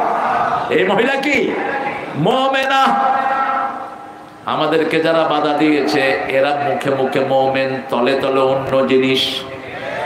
গণভবনে সব মানুষ পেয়েছে কিন্তু কোন জায়নামাজ পায় নাই, কোন কোরআন শরীফ। অন্যদিকে আপনাদের বগুড়া সুয়াল, বগুড়া সোল, কি নাম? কি নাম? জিয়াউর রহমানের ব্রিফকেসে কি পাওয়া গেছে? কোরআন আর জায়নামাজ, একজন অনেস্ট প্রেসিডেন্ট ছিলেন এই মানুষটি। সেজন্য ওনার অনেস্টি যেন ওনার দল বজায় রাখে, আমরা তাদেরকে অনুরোধ করবো। ঠিক না ঠিক? সালাউদ্দিন কাদের চৌধুরীর রক্ত এই আন্দোলনে আছে না নাই? অত্যন্ত সাহসী একজন মানুষ, যার সাহসিকতার সাথে কুপকাত হয়ে যেত সবাই। আল্লাহ তাকে মাফ করে দেন। জোরে বলেন আমিন। সিরাত শব্দটি এসেছে লাঠি ব্যবহার করতে। লাঠি মুসা আলাইহিস সালাম পেয়েছিলেন ওনার শ্বশুরের কাছ থেকে। শ্বশুরের নাম কি? কি নাম? শুআয়ব আলাইহিস সালাম। আবার ইব্রাহিম আলাইহিস সালামের আত্মীয়। শুআয়ব আলাইহিস সালামের কাছে এই লাঠি এসেছে বংশ পরম্পরায়। এটা এই লাঠিটা ছিল আদম আলাইহিস সালামের মেসওয়াক। নবীর হাত হতে হতে শুআয়ব আলাইহিস সালামের হাতে এসেছে। সেই থেকে এই লাঠি হাতে এসেছে মুসা আলাইহিস সালামের। এটা ছিল একটা মেরিকুলাস স্টিক, এটা ছিল একটা অলৌকিক শক্তি সম্পন্ন লাঠি। এটাকে ছেড়ে দিলে এটা ছাগল পাহারার কাজে ব্যবহৃত হতো। এটাকে মাটির ভিতরে কুপে দিলে 12 নলে এটা থেকে পানি বের হতো। আরো আস্তে কোন আল্লাহু আকবার। মুসা আলাইহিস সালাম বিয়ের 10 বছর পর বিবিকে নিয়ে রওনা হলেন মিশরে। লম্বা ঘটনা সূরা তাহাতে এসেছে। Suddenly he was sitting beside the hill, একটা পাহাড়ের পাশে তিনি বসেছিলেন। তিনি বিবি বলছিলেন, I am shivering, আমি কাঁপছি, আমার ঠান্ডা লাগছে। তিনি বললেন, তুমি এখানে বসো, আমি একটু আগুন তালাশ করে নিয়ে আসি। পাহাড়ের দিকে তিনি গেলেন, গিয়ে দেখলেন একটা নূর, একটা লাইট জ্বলছে। তিনি বললেন, ইন্নী আনাস্তু নারা লাআল্লি আতিকুম মিনহা বিকাবাস আও আজিদু আলান নারি হুদা, আই গট দ্য ফায়ার। আমি আগুন পেয়েছি, আশা করি ওখান থেকে আজলা ভরে তোমার জন্য কয়লা আনবো, অথবা এই আগুন দিয়ে আল্লাহ আমাকে হেদায়েত দান করে দিবেন। তিনি গেলেন ওটার কাছে। ভিতর থেকে আওয়াজ আসলো, ইন্নানি আমানা রাব্বুক ফাখলানা আলাইক ইন্নাকা বিল ওয়াদিল মুকাদ্দাস তুয়া। আওয়াজ আসলো, এটা কোনো আগুন নয়, এটা তোমার রব। আল্লাহু আকবার। স্যান্ডেল খুলে ফেলো। রব জিজ্ঞেস করলেন, ওমা তিলকা বিয়ামিনিকা ইয়া মূসা, ও মূসা তোমার ডান হাতে এটা কি? আল্লাহ কি লাঠি চিনেন না? কথা বলেন না কেন? মূসার মুখ থেকে বের করলেন, লাঠি একটা জড় পদার্থ, লাঠির কিছু করার ক্ষমতা। তিনি বলেন, হিয়া আসায়া তাওয়াক্কাউ আলাইহা ওয়া হুশু বিহা আলা গানামি ওয়া ফিহা মাআরিব উখরা। এটা একটা লাঠি, আইলে অনেক, আমি এটাতে ভর দেই, আমি ছাগলের জন্য পাতা পাড়ি, এটার আরো অনেক কাজ আছে। লাঠি হাতে যার হাতে, লাঠি আছে যার হাতে, গুটাগুটি তার হাতে। আল্লাহ বললেন, বুঝলাম, তুমি হেলান দিলে এটা হেলান দেয়, তোমাকে ভর দিয়ে রাখে, পাতা পাড়ো, আলকিহা ছেড়ে দাও। ছেড়ে দেওয়ার পরে কি হলো? 3টা বর্ণনা। হাইয়াতুন তাসআ, বিশাল গোখরা, জান প্যান্থার, সুবানুম মুবিন, বিশাল অজগর। এত বিশাল, মাথা দেখা যায়, লেজ দেখা যায় না। তিনি দৌড় মারলেন। আল্লাহ বললেন, লা তাখাফ, ভয় পেও না, খুযহা ফালা তাখাফ সানুঈদুহা সিরাতাহাল উলা, ভয় পেও না। ওটার ঘাড় দেখতে মনে হয় বিশাল, ঘাড় মটকিয়ে ধরো, হেলিকপ্টারে ভেঙে যাইতে বাধ্য হয়ে যাবে। ছোট্ট ছোট্ট বাচ্চাদেরকে দিয়ে আল্লাহ পলাইতে বাধ্য করলেন। ঠিক না ঠিক? কত ছোট বাচ্চারা এরা, আহা! শিশু রক্ত দিয়েছে, 5 বছরের শিশু, 6 বছর, 7 বছর, 11 বছর, এমন কোন শ্রেণীর লোক নাই যারা রক্ত দেয় নাই। ঠিক না ঠিক? তবে প্রথম রক্ত দিয়েছে আমাদের সেনা প্রধানেরা, তাদের রক্ত যোগ হয়েছে। আমি ধরি আল্লামা সাইদির একটা আলোচনার মাধ্যমে এদের পতন শুরু হয়েছে। তিনি বলেছিলেন, আমাকে যদি শহীদ করা হয়, আমার রক্ত 1 বছর না যেতে এদেরকে পুড়ে ভস্ম করে দিবে। 14ই আগস্ট ওনাকে বিষ প্রয়োগে হত্যা করা হলো। 5ই আগস্ট কোথায় গেল তারা? কোথায়? সেটাও বলেছিলেন বেশি লাফালাফি করো না, তোমরা আছো গাছের মাথায়, আমরা 12 কোটি মুসলমান আছি গোড়ায়। একটু ঝাঁকি দিব, মামু বালি দিল্লি গিয়ে পড়বে। ভাষার এত চমৎকার শৈলী, অনিন্দ সুন্দর ভাষার গাঁথনি খুব কম মানুষের হয় পৃথিবীতে। কবিরা বলে সহজ করা সহজ করে, সহজ কথা সহজ করে বলাই কঠিন, কিন্তু সেই যোগ্যতা ছিল আমাদের প্রিয় নেতা গোলাম আজম রাহিমাহুল্লাহ। তার কথা সবাই বুঝত, ছোট্ট ছোট্ট সেন্টেন্সে তিনি কথা বলতেন। আর বিশ্ব ময়দানে একজন মুকুটহীন সম্রাট ছিলেন আল্লামা দেলোয়ার সাঈদী। বগুড়াতে যতদিন এসেছেন বগুড়ার মানুষের জন্য ঈদ হয়ে গেছে, ঠিক না বেঠি? আমি আজকে আসার সময় ওই রেস্ট হাউসের দিকে তাকিয়ে আমার চোখ দিয়ে পানি পড়ছিল। আল্লামা সাঈদী আসা মানে বসন্ত আসা, আল্লামা সাঈদী আসা মানে কোথাও মুমিনের জোয়ার জামা। এত বেশি মানুষ কোন দায়ের দাওয়াতে একসাথে মুসলমান হয়নি। 57 জন হিন্দু বৌদ্ধ একসাথে কালেমা পড়ে মুসলমান হয়েছে চট্টগ্রামের ময়দানে। আল্লাহ তুমি তার কবরটাকে জান্নাতুল ফেরদাউস বানাও, আরো জোরে বলি আমিন। অনেক আলোচকদেরকে আপনারা একত্রিত করেছেন। আসলে আমি তো এখন আলোচনার ময়দানে বুড়া। প্রথম দিন এসেছে আবুল কালাম আজাদ বাশার, আমার অত্যন্ত স্নেহের গোলাম রব্বানি যুক্তিবাদী। আবার এটা যুক্তিবাদী লাগেছে কি জন্য? যুক্তিবাদী বাদ দিয়ে দিও। মাওলানা আশরাফ বিন মুবারক আলী সিদ্দিকী, নাম ছোট করা সুন্নাহ, আমাদের দেশে নাম বড় করা হলো সুন্নাহ। বড় নাম ইসলাম সম্মত না। মাওলানা মুমিনুল ইসলাম ফরহাদ, মাওলানা আতাউল্লাহ নিজামী, আব্দুল মতিন নিজামী, আমজাদ হোসেন রাশিদি, আবু ইউসুফ। দ্বিতীয় দিন ছিলেন আমাদের মাওলানা নুরুল আমিন রংপুর সাহেব, কারি আব্দুল্লাহ আল আমিন বগুড়া, আলহামদুলিল্লাহ। মাওলানা রুহুল আমিন যুক্তিবাদী নন্দীগ্রাম, মাওলানা মাকসুদ আল মাসউদ আজামি, মাওলানা আব্দুল সালাম যুক্তিবাদী। এত যুক্তিবাদী, সর্বনাশ।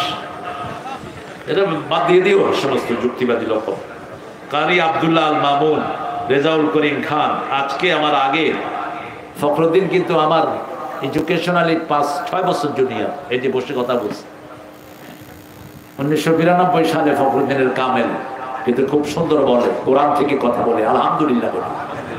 তুমি নোয়াখালীর আঞ্চলিকতা ছেড়ে দাও, তোমার বাড়ি তো কুমিল্লা, তুমি নোয়াখালীর আঞ্চলিক কও কেন? ভাষা যখন প্রয়োগ করবা আল্লামা সাঈদী থেকে নিবা, কিভাবে শব্দ চয়ন। মানুষ বরিশালের, কিন্তু বিশুদ্ধ শব্দের এক শ্রেষ্ঠ মালা গাঁথতেন তিনি, ঠিক না ঠিক? অনিন্দ সুন্দর মালা। ভাষা চমৎকারিত্ব থাকতে হবে। ফখরুদ্দিন অনেক সুন্দর কথা বলেছেন, আমি আরো শুনতে পারলে আরো ভালো লাগতো। আমাদের মাওলানা বজলুর রশিদ মিয়া, হ্যাঁ, আমি যখন প্রথম আসি চাচারা আমাকে নিয়ে আসে সেই আপনার বনানী মাঠে, তখন এখানে প্রচারিত হয়েছে, আমাকে কয়েকজন আলেম বলেছে ইউসুফ আলাইহিস সালামের মতো সুন্দর একটা ছেলে আসছে ওয়াজ করতে, সাঈদী সাহেবের আগে ওয়াজ করবে। তো বজলুর রশিদ তখন দেখতে আসছেন আমাকে, উনি কামেলে পড়তেন তখন। এখন তো মাশাআল্লাহ সুন্দর বলে। আল্লাহ তার কথাগুলো আমাদেরকে আমলের তৌফিক দান করেন। কথা বলেছে গোলাম আজম, মনিরুজ্জামান ইউসুফি, নাসিরউদ্দিন হেলালি, অত্যন্ত সুন্দর কথা বলে। কারি ইহতিসাব বিল্লাহ, আবুল কালাম আজাদ, আরো অনেকের নাম আপনারা দিয়েছেন। যতজনের নাম এসেছে আল্লাহ সবাইকে কবুল করুন। আমরা রাসূলের সিরাত মানবো, রাজি আছি তো? রাসূলের দলে থাকবেন তো? রাসূলের দলের নাম কি? জোরে বলেন। রাসূলের দলের নাম বুঝি সিরাত। রাসূলের দলের নাম কি? জোরে বলেন। রাসূলের দলের নাম সিরাত।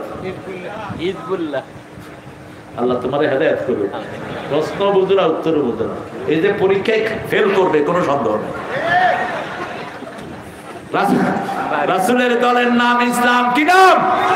ইসলাম। একটা দল থাকবে, কয়টা? তোমরা যারা অন্য দল বানিয়েছো কিয়ামতের ময়দানে শিরকের কাতারে দাঁড়াবা। দল করলি কেন? দল ঘোষণা দিয়েছেন আল্লাহ, তুই দল ঘোষণা দে আর কে? আল্লাহ বলে দিয়েছেন সূরা আল ইমরানের 85 ওমাইয়াবতাগি গায়রাল ইসলামি দীনান ফালাই ইউকবালা মিন ওয়া হুয়া ফিল আখিরাতি মিনাল খাসিরিন। কোন ব্যক্তি বা জনগোষ্ঠী যদি ইসলাম ছাড়া অন্য কোন দল করে তার দুনিয়াও শেষ আখিরাতও। পৃথিবীর প্রথম মানুষ প্রথম দোয়া শিখিয়েছেন এই খুসরান থেকে বাঁচার জন্য, রব্বানা যালামনা আনফুসানা ওয়া ইল্লাম তাগফির লানা ওয়া তারহামনা লানাকুনান্না মিনাল খাসিরিন। হে আল্লাহ, জুলুম করেছি, আপনি যদি মাফ না করেন, রহম না করেন, দুনিয়াও শেষ আখিরাতও। আল্লাহ বললেন চারটা জিনিস দিয়ে আমি ক্ষতি থেকে বাঁচাবো। কয়টা? চারটা জিনিস। ওয়াল্লাহ পড়েন, ওয়াল্লাহ ইন্নাল ইনসানা লাফি খুসর ইল্লাল্লাযীনা আমানু ওয়া আমিলুস সালিহাত ওয়া তাওয়াসাউ বিল হাক্কি ওয়া তাওয়াসাউ বিস সাবর। প্রথম ঈমান আনতে হবে। ঈমানের কাজ জামাতে আছে না নাই? জামাতের লোকদেরকে সবচেয়ে বেশি পিটানো হয়েছে, ঠিক না বেঠি? সবচেয়ে বেশি মারা হয়েছে কোন দলের লোক? কোন দল? কেন এদেরকে এত টার্গেট করা হলো? এরা ভালো করেই জানে শিরকের বিরুদ্ধে একমাত্র দল হলো জামাত ইসলামী। 400 মূর্তি, 400 কোটি টাকার মূর্তি বানানো হয়েছে। কার? কার? একটা মরা লোকের জন্য কত হাজার কোটি টাকার পোস্টার হয়েছে, ঠিক না ঠিক? সব টাকার হিসাব একজনের কাছে আছে, তিনি কে? আল্লাহ। অর্থনৈতিক ভাবে যারা নোংরা থাকে এদের পরিবারও নোংরা, চরিত্র কাজ ঠিক নাই, তার চরিত্রেরও ঠিক নাই। যারা জনগণের সম্পদ আত্মসাৎ করে তাদের দুনিয়াও শেষ আখিরাতও। এজন্য রাসূলের প্রথম পরিচয় ছিল আল আমিন। পরিচয় কি? আল আমিন, বিশ্বাসী। বিশ্বাসী লোক জামাতের ভিতরে আছে না নাই? 2 জন মন্ত্রী ছিলেন। কয়জন? আর এমপি ছিলেন মোট 32 জন। গায়ে কোনো কাদা নাই, চেয়ারম্যানের কোনো অভাব। 2 জন মন্ত্রী, ক্যাবিনেট মন্ত্রী, সমাজ কল্যাণ মন্ত্রী, শিল্প মন্ত্রী, কৃষি মন্ত্রী, ঠিক না ঠিক? আমার সৌভাগ্য হয়েছিল মুজাহিদ চাচা যেদিন শপথ নেন, দ্বিতীয় দিন আমি তার বাসা। মুজাহিদ চাচা শপথ নিয়ে এসে চাচিকে বলছেন, শুনো, আলু, ডাল আর চাউল কিনে দিলাম, আর কিছু আমার কাছে চাইবা না। একজন ক্যাবিনেট মন্ত্রী বলছে তার পরিবারকে, এই 3টা কিনে দিলাম আর চাইবা না। আর তোদের মেম্বাররা কোটি কোটি টাকার মালিক হয়, ঠিক কিনা? যেই সাধু মিয়ার কথা বলা হয়েছে, লন্ডনে কয়টা বাড়ি? ওনাকে সততার জন্য হাসিনা 3 বার পুরস্কার দিয়েছে। উনি হলেন মন্ত্রী পরিষদের সবচেয়ে সৎ মন্ত্রী। আল জাজিরা একজন সাংবাদিক গিয়ে তার বাসায় হাজির, দরজা নক করলো। নক করে বলছে, I want to deal with you, man. I want to do business with you. Could you open the door, please? তুমি দরজাটা খোলো, এই বাড়ির মালিকের সাথে আমি ব্যবসা করতে চাই। তিনি চিন্তা করলেন বাংলাদেশের ব্যবসা তো আপাতত শেষ, লন্ডনে কোনো ব্যবসা শুরু করা যায় কি? সাংবাদিক ঢুকে বললেন, আপনার এত বিশাল বাড়ি, কয় বাড়ি কি একটা? 360টা আছে। আপনার পায়ে এত সুন্দর, হতে trendy shoe your wearing, man, কি সুন্দর শু আপনি ব্যবহার করছেন। বলে, জানো শুয়ের দাম কত? মাত্র 8,000 পাউন্ড, বাংলাদেশি টাকায় 11 লাখ টাকা। তোমার গায়ের ড্রেস কত সুন্দর, বলছে এটা 15,000 পাউন্ড।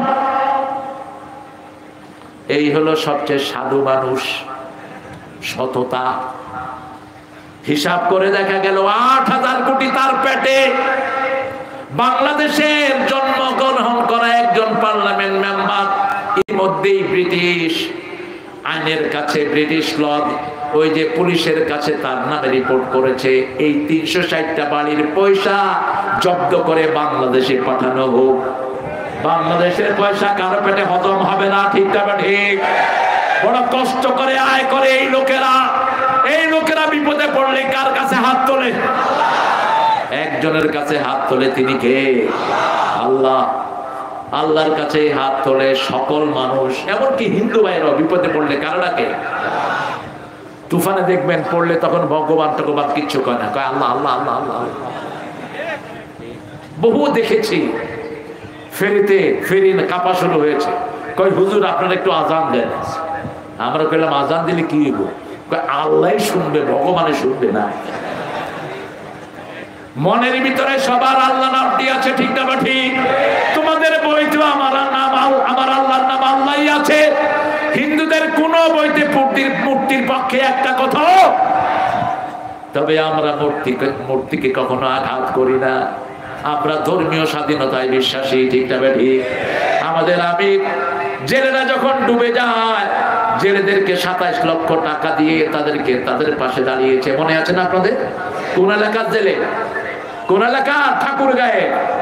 তখন আপনাদের ওই কাঁঠাল দানি তার পাশে আসে নাই। ও এই বেটার বাড়িও তো এখানে পঞ্চগড়ে। আল্লাহ ওদেরকেও দিচ্ছে, আলহামদুলিল্লাহ। বলে নৌকা ডুবি হয়েছে ঠাকুরগাঁয়ে, আর পঞ্চগড়ে হয়েছে আরেকটা অকারেন্স, সেখানেও দান নিয়ে হাজির হয়েছেন। এই যে বৈষম্য বিরোধী আন্দোলনে যত শহীদ হয়েছে, সব শহীদ কাদের? কাদের? এক দলের নেতা ঘোষণা করেছে এরা সবাই জামাতের শহীদ, ঠিক না ঠিক? এদের ঘরে ত্রাণ পৌঁছে দিয়েছে জনে জনে, কারণ রাসূল সাল্লাল্লাহু আলাইহি ওয়াসাল্লাম একমাত্র মানুষের কল্যাণ করতেন। রাসূলের আগে মানবতার কল্যাণ নিয়ে এত বড় কাজ আর কেউ কোনোদিন করতে পারে?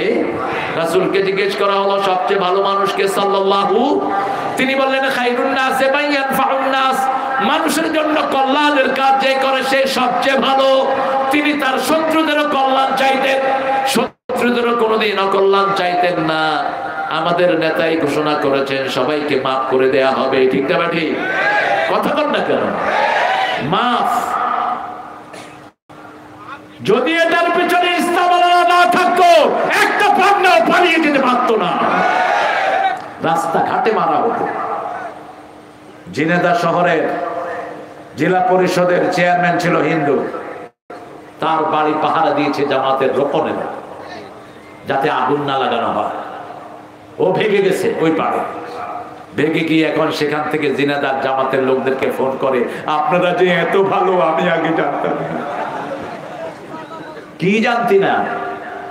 তোদেরকে সবচেয়ে বেশি লুট করেছে যাদেরকে তোরা বিশ্বাস করতি তারাই, ঠিক না ঠিক? ঈমান আছে যেখানে নিরাপত্তা সেখানে, আমার নবী বলছেন আমাকে যদি হৃদয়ের চেয়ে বেশি ভালো না বাসো, ছেলের চেয়ে বাপের চেয়ে বেশি ভালো না বাসো, তোমরা কখনো মুমিন হতে পারবা? নবীকে অনুসরণ করব, নবীর দলই করব, আর কার দল করব?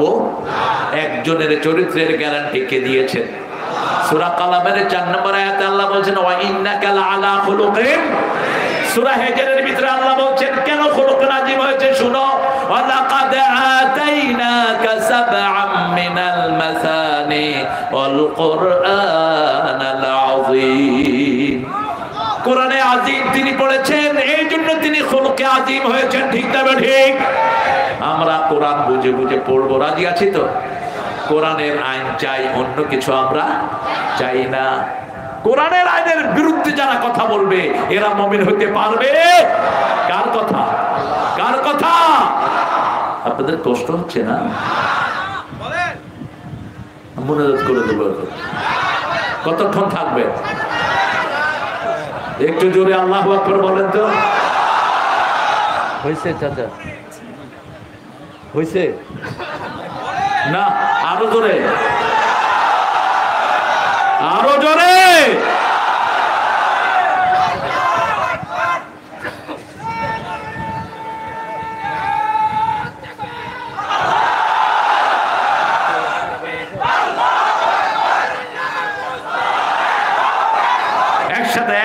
একসাথে দেখি সমস্ত শক্তি গলার কাছে এনে বলেন লিল্লাহে তাকবীর,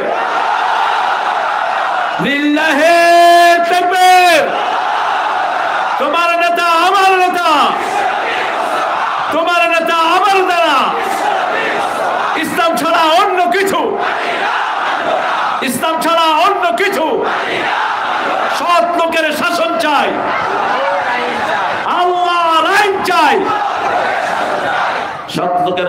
হলে কি হবে?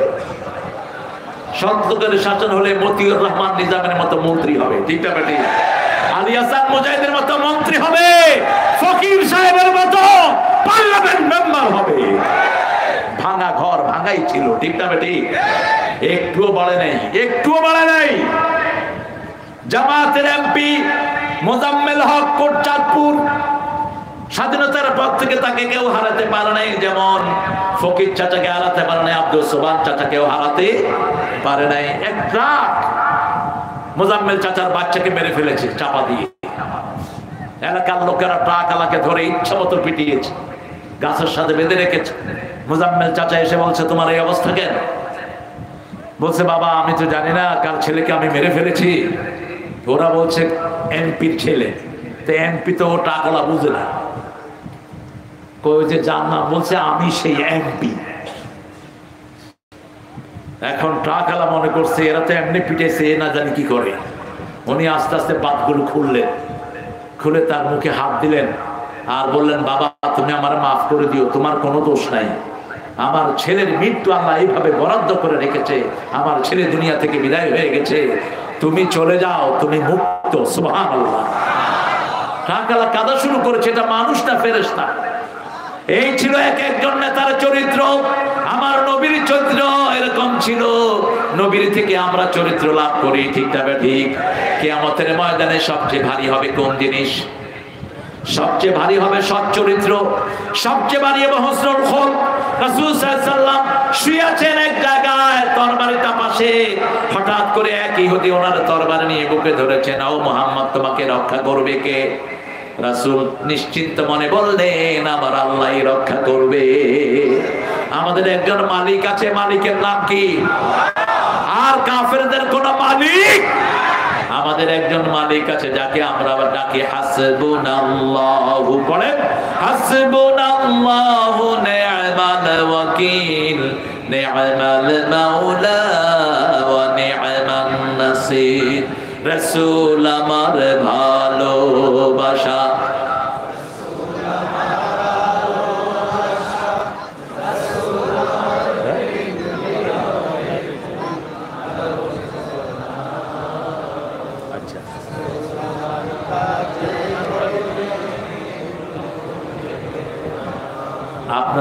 আপনাদের কষ্ট হচ্ছে, আমি বুঝছি। যে উঠবে তারে ধরে বসা দেন।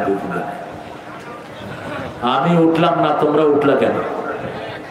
যারা মুমিন তারা কখনো মেহমানকে অসম্মান করতে পারে না। যারা মুমিন তারা কখনো প্রতিবেশীকে অসম্মান করতে, যারা মুমিন তারা কখনো খারাপ বলতে পারে না। মুখ বন্ধ রাখবে, না হয় ভালো বলবে, ঠিক না? ঠিক। বুখারী মুসলিমের হাদিস, মান কানা ইউমিন বিল্লাহি ওয়াল ইয়াউমিল আখির ফালইউকরিম দাইফা, মান কানা ইউমিন বিল্লাহি ওয়াল ইয়াউমিল আখির ফালইউকরিম জারা, মান কানা ইউমিন বিল্লাহি ওয়াল ইয়াউমিল আখির ফালইয়াকুল খাইরান আও লিয়াসমুত। রাসূল সাল্লাল্লাহু আলাইহি ওয়াসাল্লাম বলছেন যে আল্লাহর উপর, আখিরাতের উপর বিশ্বাস রাখে, সে যেন তার মেহমানকে সম্মান করে। আল্লাহ তৌফিক দান করুন। সে যেন প্রতিবেশীকে সম্মান করে, সে যেন ভালো কথা বলে, না হয় চুপ থাকে। আমরা এই মাহফিলকে আজকে স্বাবলম্বী করে যাব, রাজি আছেন তো? মহিলাদের অধিকার ইসলামে বেশি না কম? বেশি। কতটুকু বেশি? বিয়ের আসরে আগে অনুমতি নিতে হয় কার? জোরে বলেন, লেডিস ফার্স্ট। এটা বিশ্বনবীর বুখারীর হাদিস, এটা ইংরেজ বেনিয়াদের কথা নয়। সব কাজে মেয়ের আগে, ঠিক না? ঠিক। এই মেয়েদেরকে পছন্দ করতেন রাহমাতাল লিল। তিনি বলতেন, হুব্বিবা ইলাইয়া মিন দুনিয়াকুম সালাসা, তোমাদের দুনিয়া থেকে তিনটা জিনিস আল্লাহ আমার প্রিয় করেছেন। প্রথম হলো সুগন্ধি, 2 নম্বর মায়ের জাতি, 3 নম্বর জুইলাত কুররাতু আইনি আস-সালাত আস-সালাত আস-সালাত। কি করে ঘুমিয়ে থাকো ফজর করে কাজা, এমন তো হতে পারে জোহরে জানাজা। যখনই আজান হয় আর কোনো কাজ আমরা করব না, রাজি আছি? রাজি আছেন মুসলমান? রাসূলের সবচেয়ে প্রিয় জিনিস 3টা। কয়টা? প্রথম সুগন্ধি, রেগুলার বিড়ি খাবেন। পানের সাথে জর্দা, বাবা, হাকিমপুরি, যত পুরি আছে সব দিয়ে খাইবেন। কেমনে বুঝাবো? বিড়ির উপরে কি লেখা থাকে? ধূমপানে ধূমপানে ধূমপান, বিষপান। কেমনে খান এটা? রাসূল সাল্লাল্লাহু আলাইহি ওয়াসাল্লামের মসজিদে রসুন খেয়ে এক লোক এসেছে। রাসূল বললেন, ডেনা ধরে মরুভূমিতে ফেলায় দাও। রাসূল সাল্লাল্লাহু আলাইহি ওয়াসাল্লামের আসরে বসে আছেন একজন বেদুইন, আলোচনা শুনতে শুনতে পেশাব করে দিচ্ছে। এখন পেশাব তো দেখা যায়, পানি আস্তে আস্তে গড়ায় চলতেছে। সাহাবায়ে কেরাম হাত গুটাইলেন, কিরে তুই এই কাজ করার আজ জায়গা পালি না? রাসূল সাল্লাল্লাহু আলাইহি ওয়াসাল্লাম দেখলেন, দেখে বললেন, বাশশিরু ওয়ালা তুনাফিরু, আসসিরু ওয়ালা তুআসসিরু, বুআসতু মুআসসিরিন। সুসংবাদ দাও, দুঃসংবাদ দিয়ে সরিয়ে দিও না। সহজ করে দাও, কঠিন করে দিও না। আমি সহজ করার জন্য দুনিয়াতে এসেছি। হাত নেমে গেল। আলোচনার শেষে লোকটি দোয়া করলো, আল্লাহুম্মা ইরহাম আলাইয়া ওয়া ইরহাম আলা মুহাম্মাদ ওয়া লা তুরহাম আলাইহিম। হে আল্লাহ, আমার উপর রহম করেন, মুহাম্মদ সাল্লাল্লাহু আলাইহি ওয়াসাল্লামের উপর রহম করেন। যারা আমাদেরকে মারতে ধরছে এদের উপর রহম করেন না। কি সুন্দর ইসলাম! মসজিদ থেকে পেশাব করার পরেও বের করেন নাই। দুর্গন্ধ এত খারাপ জিনিস। রাসূল বলতেন, সব দুর্গন্ধ আসে জাহান্নাম থেকে, সব সুগন্ধ আসে জান্নাত থেকে। সুগন্ধির ভিতরে থাকবো। 2 নাম্বার, মায়ের জাতিকে ভালোবাসবো। আপনার বিবিকে কখনো তুই তঙ্গারি করে ডাকবেন না। কোন নবী বিবিকে নাম ধরে ডাকতেন না, একজনও না। মা খাদিজাকে তাহেরা বলে ডাকতেন। সার্টিফিকেট কি? রাসূল বলতেন, আল্লাহর আরশের নিচে জমিনের উপরে আমার খাদিজার মতো ভালো কোনো মহিলা নাই। আমার খাদিজার চেয়ে ভালো কেউ নাই। প্রায় তো তাহাজ্জুদের নামাজে রাসূল হাত তুলতেন আর বলতেন, আল্লাহ কিয়ামতের ময়দানে সবাই সবাইকে ভুলে যাবে, আমি যেন আমার তাহেরাকে ভুলে না যাই। মা আয়েশা বলতেন, আমি কাউকে এত ঈর্ষা করতাম না যত ঈর্ষা করতাম খাদিজাকে। বাকি 10 জন জিজ্ঞেস করছে, মা হুয়া সাবাব, কেন আপনি মা খাদিজাকে এত ঈর্ষা করতেন? বলতেন, রাসূল একটা ছাগল জবাই করলেও ছাগলের গোশত হাতে নিয়ে মদিনার রাস্তায় ঘুরতেন, মা খাদিজার কোনো আত্মীয় স্বজন পাওয়া যায় কিনা। বিবিকে সুন্দর নামে ডাকতেন, মা আয়েশাকে ইশ ডাকতেন, হুমায়রা ডাকতেন, লালমণি বলে ডাকতেন। মা আয়েশা বলতেন, আমি রাগ করতাম, রাহমাতুল লিল আলামিন কখনো রাগ করতেন না। আমি রাগ করলেও রাহমাতুল লিল আলামিন টের পেতেন। আমাকে বলতেন, আয়েশা তুমি যে কখন রাগ করো আমি কিন্তু টের পাই। দুনিয়ার সর্বশ্রেষ্ঠ ব্রেন ছিল মা আয়েশা, রাসূলের পরেই তার স্থান। এত বেশি মুহাদ্দিস, এত বেশি হাদিস, এত বেশি ফলায়েত সাহাবীদের মধ্যে কেউ জানতো না, যা জানতেন মা আয়েশা। রাসূলের ফতোয়া বোর্ডের প্রধান ছিলেন এই মা আয়েশা। 7 জন সাহাবীকে নিয়ে ফতোয়া বোর্ড, কয়জন? 7 জনের মধ্যে মা আয়েশা শ্রেষ্ঠ। যে কোনো সাহাবী হাদিস ভুলে যেতেন, আবু হুরায়রা রাদিয়াল্লাহু আনহু সহ এসে জিজ্ঞেস করতেন, মা হাদিসের ইবারতটা কি বলে দেন। ঠাস করে বলে দিতেন। মসজিদ নববীতে মা আয়েশা আসতেন না, রাসূল হাদিস পড়তেন না। মুহাদ্দিসিনে কেরাম বলছেন, মা আয়েশাকে আল্লাহ সন্তান দেন নাই, এই জন্যই সন্তান দিলে আমরা হাদিসের এত বড় দৌলত পেতাম না। একটা সন্তান মায়ের সব এনার্জি নিয়ে যায়, ঠিক না বেটি? এই জন্য রাসূল সাল্লাল্লাহু আলাইহি ওয়াসাল্লাম যখন খাদিজার ব্যাপারে একদিন মা আয়েশা আপত্তি দিলেন, রাসূল দোয়া করছেন তাহাজ্জুদের নামাজে। মা আয়েশা বলছেন, 25 বছরের যৌবনে 40-এর পৌলা মহিলাকে পেয়েছেন, এর চেয়ে ভালো নারী কি আসে নাই? রাসূলের চেহারা আগুনের মতো লাল হয়ে গেল। রাসূল সাল্লাল্লাহু আলাইহি ওয়াসাল্লাম বলেন, তোমরা আমার সুখের দিনের স্ত্রী, যখন আমার পাশে কেউ ছিল না, নিজের সমস্ত সম্পত্তি আমার হাতে তুলে দিয়েছে আমার এই তাহেরা। এই তাহেরার কারণে আমি আব্বা ডাক শুনতে পেয়েছি। আরো আস্তে কোন আল্লাহু আকবার। মা আয়েশা সিদ্দিকা রাদিয়াল্লাহু আনহা বললেন, বলেন তো ইয়া রাসূলুল্লাহ, আমি রাগ করলে কি করি?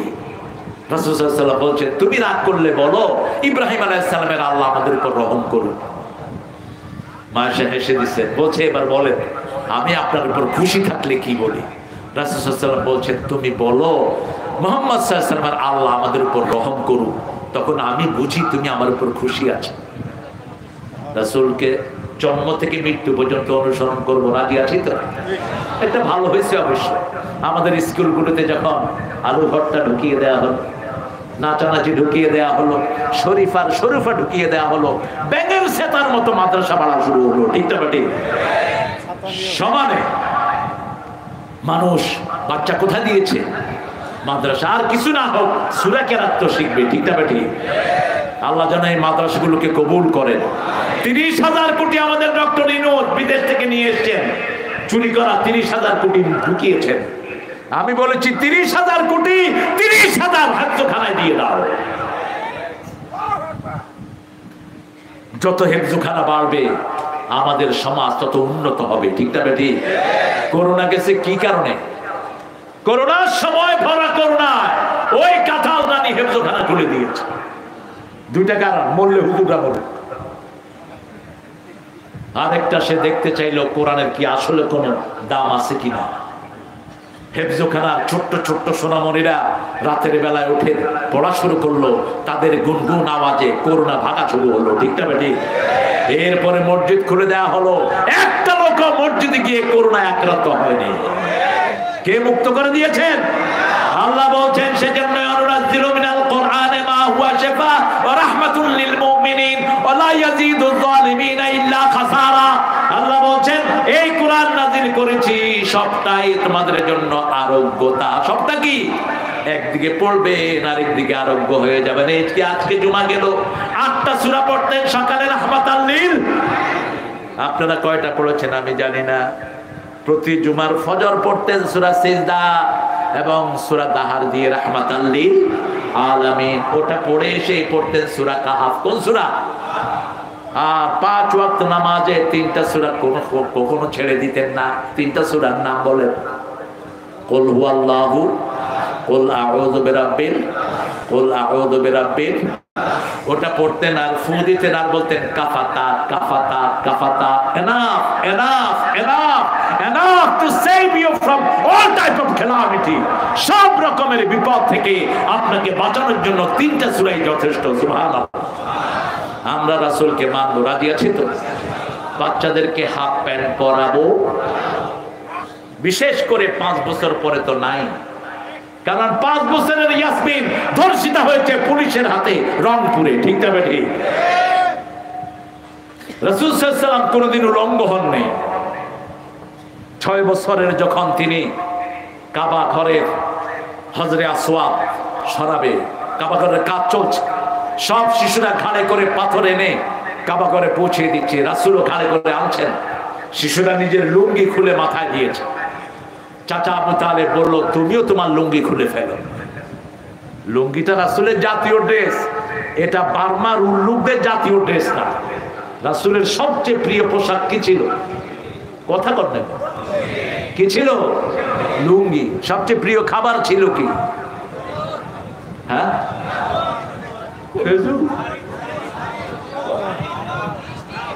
আরে দুধ দুধ দুধ। মেরাজে যাওয়ার সময় কি খেয়েছেন? কি খেয়েছেন? দুধ।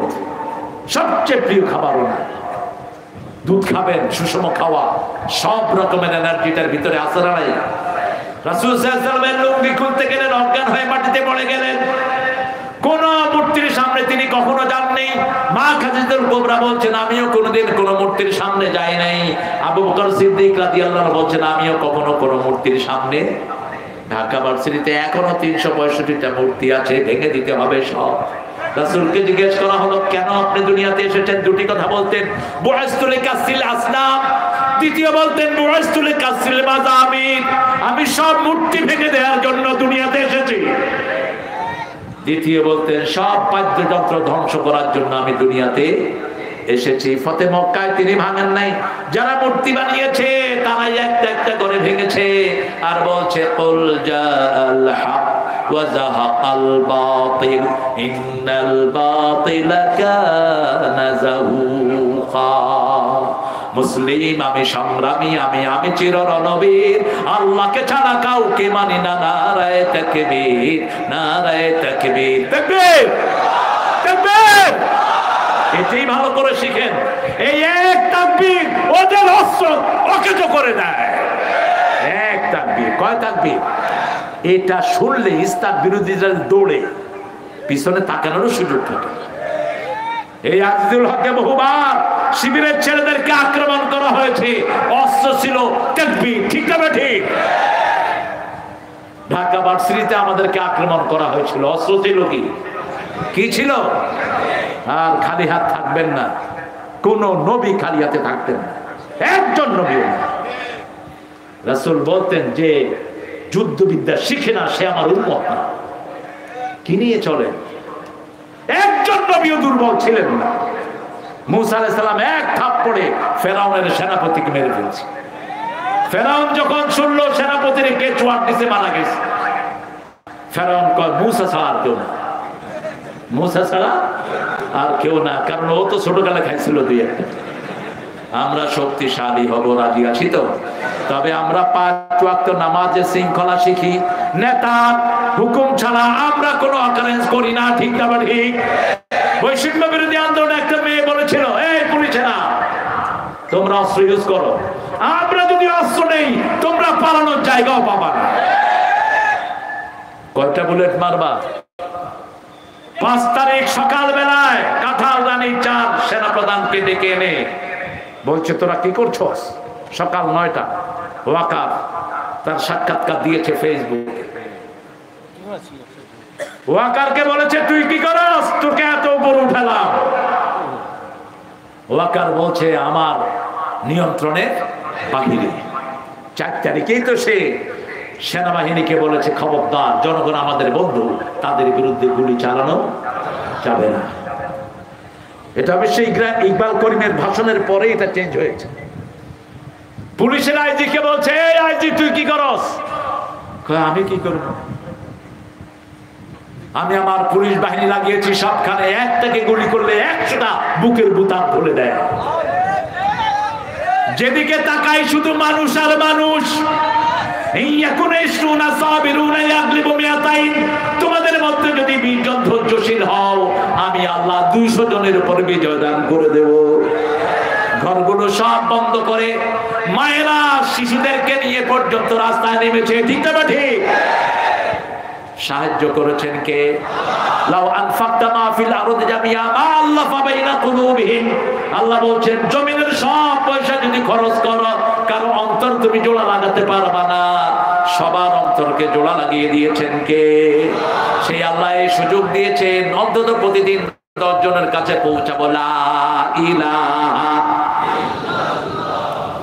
মুহাম্মাদুর রাসূলুল্লাহ সাল্লাল্লাহু। 10 জনকে মসজিদে রাখবো, রাজি আছি তো?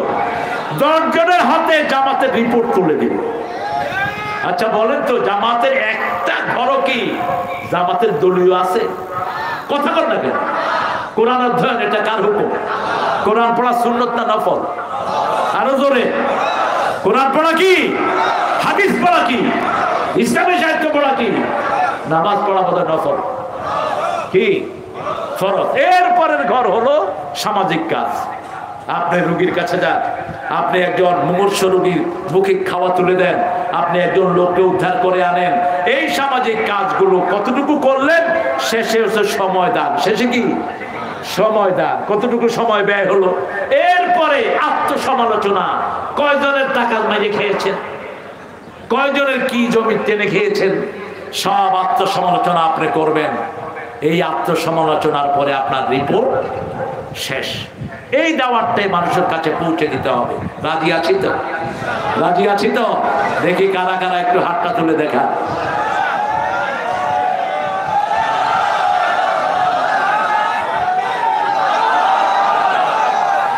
আল্লাহ হাতগুলো কবুল করেন। আরো জোরে বলেন আমিন। আল্লাহ রাসূলের জন্য 450 বার রাসূলের কথা কোরআনে বলেছেন। কয়শো? রাসূলের কাছে একা জিবরাইল আমিন এসেছেন 24,000 বার। রাসূল সাল্লাল্লাহু আলাইহি সাল্লামকে আল্লাহ 4 বার মুহাম্মদ বলে ডেকেছেন। কোরআনে কয়বার? 4 বার। একবার আহমদ বলে ডেকেছেন।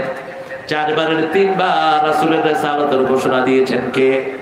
রাসূল সাল্লাল্লাহু আলাইহি সাল্লামের নবুয়তের জীবনের আগেও পবিত্র, পরেও পবিত্র, কিন্তু আগের 23 বছর তিনি কিছুই করতে পারেন নাই।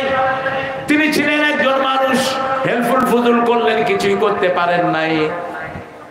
পরের 23 বছরে 13 বছর মায়ের খেয়েছেন, 10 বছর জবাব দিয়েছেন, ঠিক না বেঠিক? 10 বছর জবাব দিয়েছেন মদিনার জীবনে। 10 বছরে 80টা যুদ্ধ চালিয়েছেন। কয়টা? আপনি হালুয়া রুটি খেয়ে জান্নাতে চলে যাবেন? অসম্ভব। রাসূলের শরীরে একটা জায়গাও ছিল না যেখানে পাথরের আঘাত পড়ে নাই। কি নিয়ে যাবেন আপনি সেই দিন? রাসূল যেদিন রক্তাক্ত অবস্থায় কিয়ামতের ময়দানে উঠবেন, আপনি কি নিয়ে যাবেন? রাসূল সাল্লাল্লাহু আলাইহি ওয়াসাল্লাম 27টাতে সেনাপতি ছিলেন। 80টা যুদ্ধ যদি 10 বছরে হয়, প্রতি বছর কয়টা? প্রতি বছর কয়টা? 8টা। কয়টা? 8 10-এ একটা যুদ্ধের ঠেলায় আপনারা সিট হয়ে পড়েছে। নিরপরাধ মানুষকে ফাঁসিতে ঝুলিয়েছে, ঠিক না বেটি? এক যুদ্ধের ঠেলায় সামলাতে পারে। সেই রাসূল সাল্লাল্লাহু আলাইহি সাল্লাম বলছেন, বুআসতু লিক উতাম্মিমা মাকারিমাল আখলাক, চরিত্রের পূর্ণতা দান করার জন্য দুনিয়াতে এসেছেন রাহমাতাল লিল। এই মাহফিলটা প্রতি বছর হোক, আপনারা চান তো? চান? সবাই চান তো? আমরা ইনশাআল্লাহ আগামীতে বিষয় ভিত্তিক করা হবে ইনশাআল্লাহ। রাসূলের 23 বছরের জীবনী, 23 বছরের নবুয়তের আগে 23 বছর, পরে 23 বছর, এই 46 বছরের কর্মজীবন মুহাম্মদ সাল্লাল্লাহু, এটার উপরে আমরা আলোচনা করব। ছেলেরা একটু কালেকশনের জন্য যাবে, আপনারা কেউ ফিরিয়ে দিবেন না। রাজি আছি তো? আমরা দেব ইনশাআল্লাহ। আমি কনক্লুশনের দিকে যাচ্ছি, 12টা বেজে গেছে। আপনারা যদি আরো লম্বা করি, আর লম্বা করলে ফজর কাদা করবো। আমি নর্মালি 8টা থেকে 8টায় এসা পড়ে আমি বিছনায় চলে যাই, কিন্তু আজকে আর যেতে পারলাম না। উঠলেন কেন আপনারা? আপনারা উঠবেন না প্রিয় ভাইয়েরা, দোয়া হবে। দোয়া থেকে আমরা বঞ্চিত হব না। আর দোয়া হিয়াল ইবাদা, রাসূল বলতেন দোয়াটাই ইবাদত। দোয়াটা কি? ইবাদত। উঠতে বসতে চলতে ফিরতে দোয়া শিখিয়েছেন রাহমাতাল লিল আলামিন। এটা আগে করতে হতো, কালেকশনটা আগে। আমরা ইনশাআল্লাহ দোয়ার দিকে যাব। পড়েন সুবহানাকা আল্লাহুম্মা ওয়া বিহামদিক আশহাদু আল লা ইলাহা ইল্লা আনতা আস্তাগফিরুকা ওয়া আতুবু ইলাইক। ছেলেরা গেটে দাঁড়াবে, বিভিন্ন জায়গায় দাঁড়াবে, আপনার দানে শামিল হবেন। ভিতরে গেছে চাচা, কিছু বলবেন? জি চাচা, এখন একটু ধন্যবাদ দিবেন, তারপর আমরা মোনাজাত করে দেবো ইনশাআল্লাহ। আসসালামু আলাইকুম ওয়া রাহমাতুল্লাহি ওয়া বারাকাতুহু। সুপ্রিয় বগুড়াবাসী, আজকে 3 দিন ব্যাপী আমরা তাফসিরুল কোরআন সিরাতুন নবী মাহফিল আমরা উদযাপন করলাম। আপনারা সহযোগিতা করেছেন, এই জন্য আপনাদের সকলকে আন্তরিক ধন্যবাদ। সাথে সাথে আমাদের ব্যবস্থাপনার যে ত্রুটি হয়ে গেছে তার জন্য আপনাদের আমরা ক্ষমা প্রার্থনা করছি। একে তো অনুকূল পরিবেশ না থাকা, প্রতিকূল পরিবেশের মধ্যে আমাদের এই প্রোগ্রাম করা, সেই কারণে আপনাদের কাছে আমি বিনয়ের সাথে অনুরোধ করব, আপনারা এটা ক্ষমা সুন্দর দৃষ্টিতে দেখবেন। আগামীতে আমরা যেটা করবো, আল্লাহ তাআলা যেন আরও সুন্দরভাবে করতে পারি, এই আশাবাদ ব্যক্ত করে সবাইকে আন্তরিক ধন্যবাদ দিয়ে আজকে দোয়ার মাধ্যমে আমাদের 3 দিন ব্যাপী সিরাতুন নবী মাহফিলের সমাপ্তি ঘোষণা হবে। সবাইকে ধন্যবাদ। আমরা দোয়া করছি সবার জন্য, ইনশাআল্লাহ দোয়া হবে। বিশেষ করে আমি ফকির চাচার জন্য দোয়া চাইব আপনাদের কাছ থেকে। আমাদের প্রিয় আব্দুল সুবহান গফরাহুল্লাহ, আমাদের প্রিয় কেম ইউসুফ তিরমিজির মুখস্থ ছিল, তিরমিজি পুরা শরীফ যা শেখুল হাদিস, এরকম অনেক আল্লামাকে আমরা হারিয়েছি। আমরা দোয়া করবো আমাদের সকল শহীদদের জন্য। আমরা একটু বসা হলো দোয়ার আদব। আল্লাহুম্মা আমিন। লা ইলাহা ইল্লাল্লাহু ওয়াহদাহু লা শারীকা লাহু লাহুল মুলকু লাহুল হামদু ইউহয়ি ওয়া ইউমীত ওয়া হুয়া আলা কুল্লি শাইইন কাদির। আল্লাহুম্মা লা মানি'a লিমা আতাইতা ওয়া লা মু'তিয়া লিমা মানা'তা ওয়া লা ইয়ানফা'ু যাল জাদ্দি মিনকাল জাদ। اللهم صل وسلم على نبينا محمد وعلى آله وصحبه أجمعين. ربنا ظلمنا أنفسنا وإن لم تغفر لنا وترحمنا لنكونن من الخاسرين. ربنا وآتنا ما وعدتنا على رسلك ولا تخزنا يوم القيامة ولا تخزنا يوم القيامة إنك لا تخلف الميعاد. ربنا آتنا في الدنيا حسنة وفي الآخرة حسنة وقنا عذاب النار. এক সাগর রক্তের বিনিময়ে তুমি আমাদেরকে কোরআনের জন্য উন্মুক্ত স্বাধীনতা দান করেছো। আল্লাহ রাব্বুল আলামিন, তোমার শুকরিয়া সারা জীবন সেজদা দিলেও শেষ হবে না। আল্লাহ রাব্বুল আলামিন দীর্ঘ 16 বছর পরে যেই ময়দানে আল্লামা সাঈদী কথা বলে বিদায় নিয়েছেন, সেই ময়দানে আমরা উন্মুক্ত ভাবে কোরআনের পথিকদের, কোরআনের রাহিদের নেতৃত্বে আজকের এই মাহফিল আমরা একত্রিত হয়েছি। এইভাবে বিগত 16 বছর তোমার নবীর সিরাত আলোচনা হয় নাই। আজকে আমরা এখানে লক্ষ জনতা নিয়ে তোমার কাছে ভিক্ষার হাত তুলেছি। আমাদের জীবনের গুনাহগুলো তুমি মাফ করে দাও। আজকের গুনাহ, আজকের নামাজ, আজকের রোজা সহ সারা জীবনের ইবাদত তোমার শাহী দরবারে কবুল করো। তার হাদিয়া সমস্ত আম্বিয়া কিরামের আরওয়াহ মুবারকে পৌঁছিয়ে দাও। বিশেষ করে যেই নবী আলাইহিস সালাম সারা জীবন উম্মতি উম্মতি বলে কেঁদেছেন, তাইফের ময়দানে সারা শরীর বেয়ে বেয়ে রক্ত ঝরেছে, তবু উম্মতের কথা তিনি ভুলে যাননি। সেই নবীর রহমান রওজায় আমাদের সওয়াব পৌঁছিয়ে দাও। এই পর্যন্ত যত মুমিন মুমিনাত, মুসলিম মুসলিমাত কবরের বাসিন্দা হয়েছে, সবার আরওয়াহে সওয়াব পৌঁছিয়ে দাও। বিশেষ করে আল্লামা নিজামী, আব্দুল কাদের মোল্লা, আমাদের সাইয়েদনা আলী হাসান মুজাহিদ, কাশেম আলী মিন্টু, কামরুজ্জামান, সালাউদ্দিন কাদের চৌধুরী, এই 6 জনকে জান্নাতুল ফেরদাউসের বাসিন্দা করে দাও। সেই সাথে হেফাজতের সব শহীদদেরকে তুমি জান্নাতুল ফেরদাউস দান করো। আমাদের 57 জন সেনা প্রধানকে তুমি জান্নাতের শ্রেষ্ঠ পজিশন দান করে দাও। এদের হত্যার সঠিক বিচার বাংলার জমিনে তুমি ঘটিয়ে দাও। আল্লাহ রাব্বুল আলামিন চূড়ান্তভাবে বৈষম্য বিরোধী আন্দোলনে রক্ত ঝরালো সাইদের নেতৃত্বে, এদের সবাইকে তুমি জান্নাতুল ফেরদাউস দান করে দাও। আল্লাহ, সেই নেতৃত্বের সিপাহ সালাত আমার পাশে বসা কোরআনী আন্দোলনের মজলুম নেতা এক একজনের বিরুদ্ধে কত মামলা। আলমগীর চাচা আমাদের এতিমখানা গিয়েছে, সন্ত্রাসীদের অত্যাচারে থাকতে পারে নাই, আমাদের স্থাপনাগুলো তারা দখল করে নিয়েছে। আমাদের শিহাবুদ্দিন চাচা কতদিন লুকিয়েছিলেন, কতগুলো মামলা নিয়ে ঘুরেছে। আল্লাহ রাব্বুল আলামিন, আমার গোলাম রব্বানী চাচা ওইটা থেকে মুক্ত থাকে নাই। যত মজলুম নেতা সবার হায়াতকে তুমি দারাজ করে দাও। যারা আহত অবস্থায় আছে তাদেরকে তুমি রহমত দিয়ে মালামাল করে দাও। এই মাহফিলে যত ভাই বোনেরা এসেছেন সবাইকে ইসলামী আন্দোলনের শ্রেষ্ঠ কর্মী বানিয়ে দাও, সবাইকে কোরআনের বন্ধু বানিয়ে দাও, সবার দুঃখ দুর্দশা তুমি দূর করে দাও। আমাদের নকিব ডাক্তার শফিকুর রহমানের হায়াতকে তুমি দারাজ করে দাও। আল্লাহ রাব্বুল আলামিন, ছাত্র শিবিরকে তুমি কবুল করে নাও, চরমনাই সরসিনাকে তুমি কবুল করো, হেফাজতে ইসলামকে তুমি কবুল করো, তাবলীগকে তুমি কবুল করো। আমরা যারা মসজিদে একত্রিত হই, আমাদের সবার কলিজাকে তুমি এক করে দাও।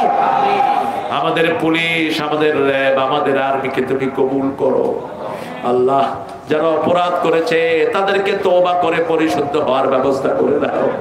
আল্লাহ রাব্বুল আলামিন, এই ভূখণ্ডে তোমার কোরআনকে কায়েম করার জন্য যারা রক্ত দিচ্ছে, আল্লাহ ওদের জীবনে অন্য কোনো স্বাদ নেই। এক একজন 30-40 বছর পরিশ্রম করে চলে যাচ্ছে, জীবনে একটাই সাধনা, তোমার কোরআন যেন এই জমিনে প্রতিষ্ঠিত হয়। আল্লাহ, সেই কোরআনের রাজ তুমি আমাদেরকে দান করে দাও। মানুষ এখানে এসেছে, বিপদ মুসিবত থেকে সবাইকে হেফাজত করো। যত আলোচকের আলোচনা রেখেছেন সবার আলোচনাকে আমল করার তৌফিক দান করো। বাসার সহ যারা অসুস্থ তাদেরকে তুমি শাফা নসিব করে দাও। আল্লাহ রাব্বুল আলামিন, এই মাহফিলে যারা সহযোগিতা করেছে তাদের সবাইকে তুমি মাফ করে দাও। আমার ভলান্টিয়ার ভাইরা, শিবির এবং জামাতের কর্মীরা কত কষ্ট করে এই মাঠকে শুকনো রেখেছে। গত 1 সপ্তাহ কোনো মাহফিলে ভিজা ছাড়াতে পারে নাই। আজকে দিনের মাহফিলও ভিজে গেছি, পুরো মাহফিলটাই বৃষ্টি হয়েছে, কিন্তু তোমার রহমত দিয়ে তুমি এই লক্ষ জনতাকে শুকনা রেখেছো। আল্লাহ, তোমার শুকরিয়া আদায় করছি। এখানে যারা হাজির হয়েছে তাদের সবার ছেলে মেয়েদেরকে তুমি কবুল করো। আমার মা বোনদেরকে মায়েশা ফাতেমার মতো কবুল করো। নিঃসন্তানের বুকটাকে সন্তান দিয়ে ভরে দাও। আমাদের মুসলিম আলেম, কত মসজিদের ইমামকে গর্দানা ধরে বের করে দেওয়া হয়েছে, কত মসজিদে মাদ্রাসার উস্তাদকে চাকরি খেয়ে ফেলা হয়েছে, কত নিরীহ কোরআনী আন্দোলনের কর্মীদেরকে অফিস থেকে বের করে দেওয়া হয়েছে। আল্লাহ আল্লাহ এই মজলুমদেরকে তুমি রহমত দিয়ে মালামাল করে দাও, এদের সব দুঃখ দুর্দশা তুমি দূর করে দাও। আল্লাহ আমাদের প্রিয় গোলাম রব্বানী চাচার শরীরটাকে ভালো রাখো, শাহাবুদ্দিন চাচার শরীরটাকে ভালো রাখো। আল্লাহ আমাদের প্রিয় আলমগীর চাচার হায়াত তুমি দারাজ করে দাও।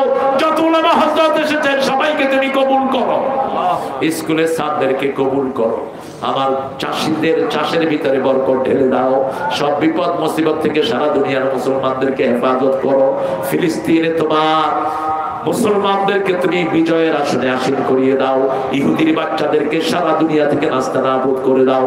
আল্লাহুম্মা দাম্মির দিয়ারহুম মসজিদ জামাহুম সাজ্জিল আকদামহুম খাদল বুনিয়ানহুম আনজিল বিহি বাসাকাল্লাযী লা তারুদ্দু আনিল কওমিল মুজরিমিন। আল্লাহ ভারতকে মুসলমানদের হাতে তুলে দাও, ভারতকে টুকরা টুকরা করে মুসলমানদের হাতে তুলে দাও। আল্লাহ রাব্বুল আলামিন বাবরি মসজিদকে মুসলমানদের শ্রেষ্ঠ জায়গা বানিয়ে দাও। আল্লাহ আমাদের সব কালেমা পড়া মুসলমানদেরকে কোরআনী আন্দোলনে তুমি শামিল করে দাও। কোরআনের রাজনীতি যেন আমরা চলতে পারি সেই তৌফিক দান করো। আল্লাহ তোমার কাছে শাহাদাত চাই, তোমার কাছে শাহাদাতের জীবন। মৃত্যু যখন আসবে শহীদ মরণ আমাদেরকে দান করে দিও। মৃত্যুর সময় জবানে জারি করে দিও লা ইলাহা ইল্লাল্লাহু মুহাম্মাদুর রাসূলুল্লাহ।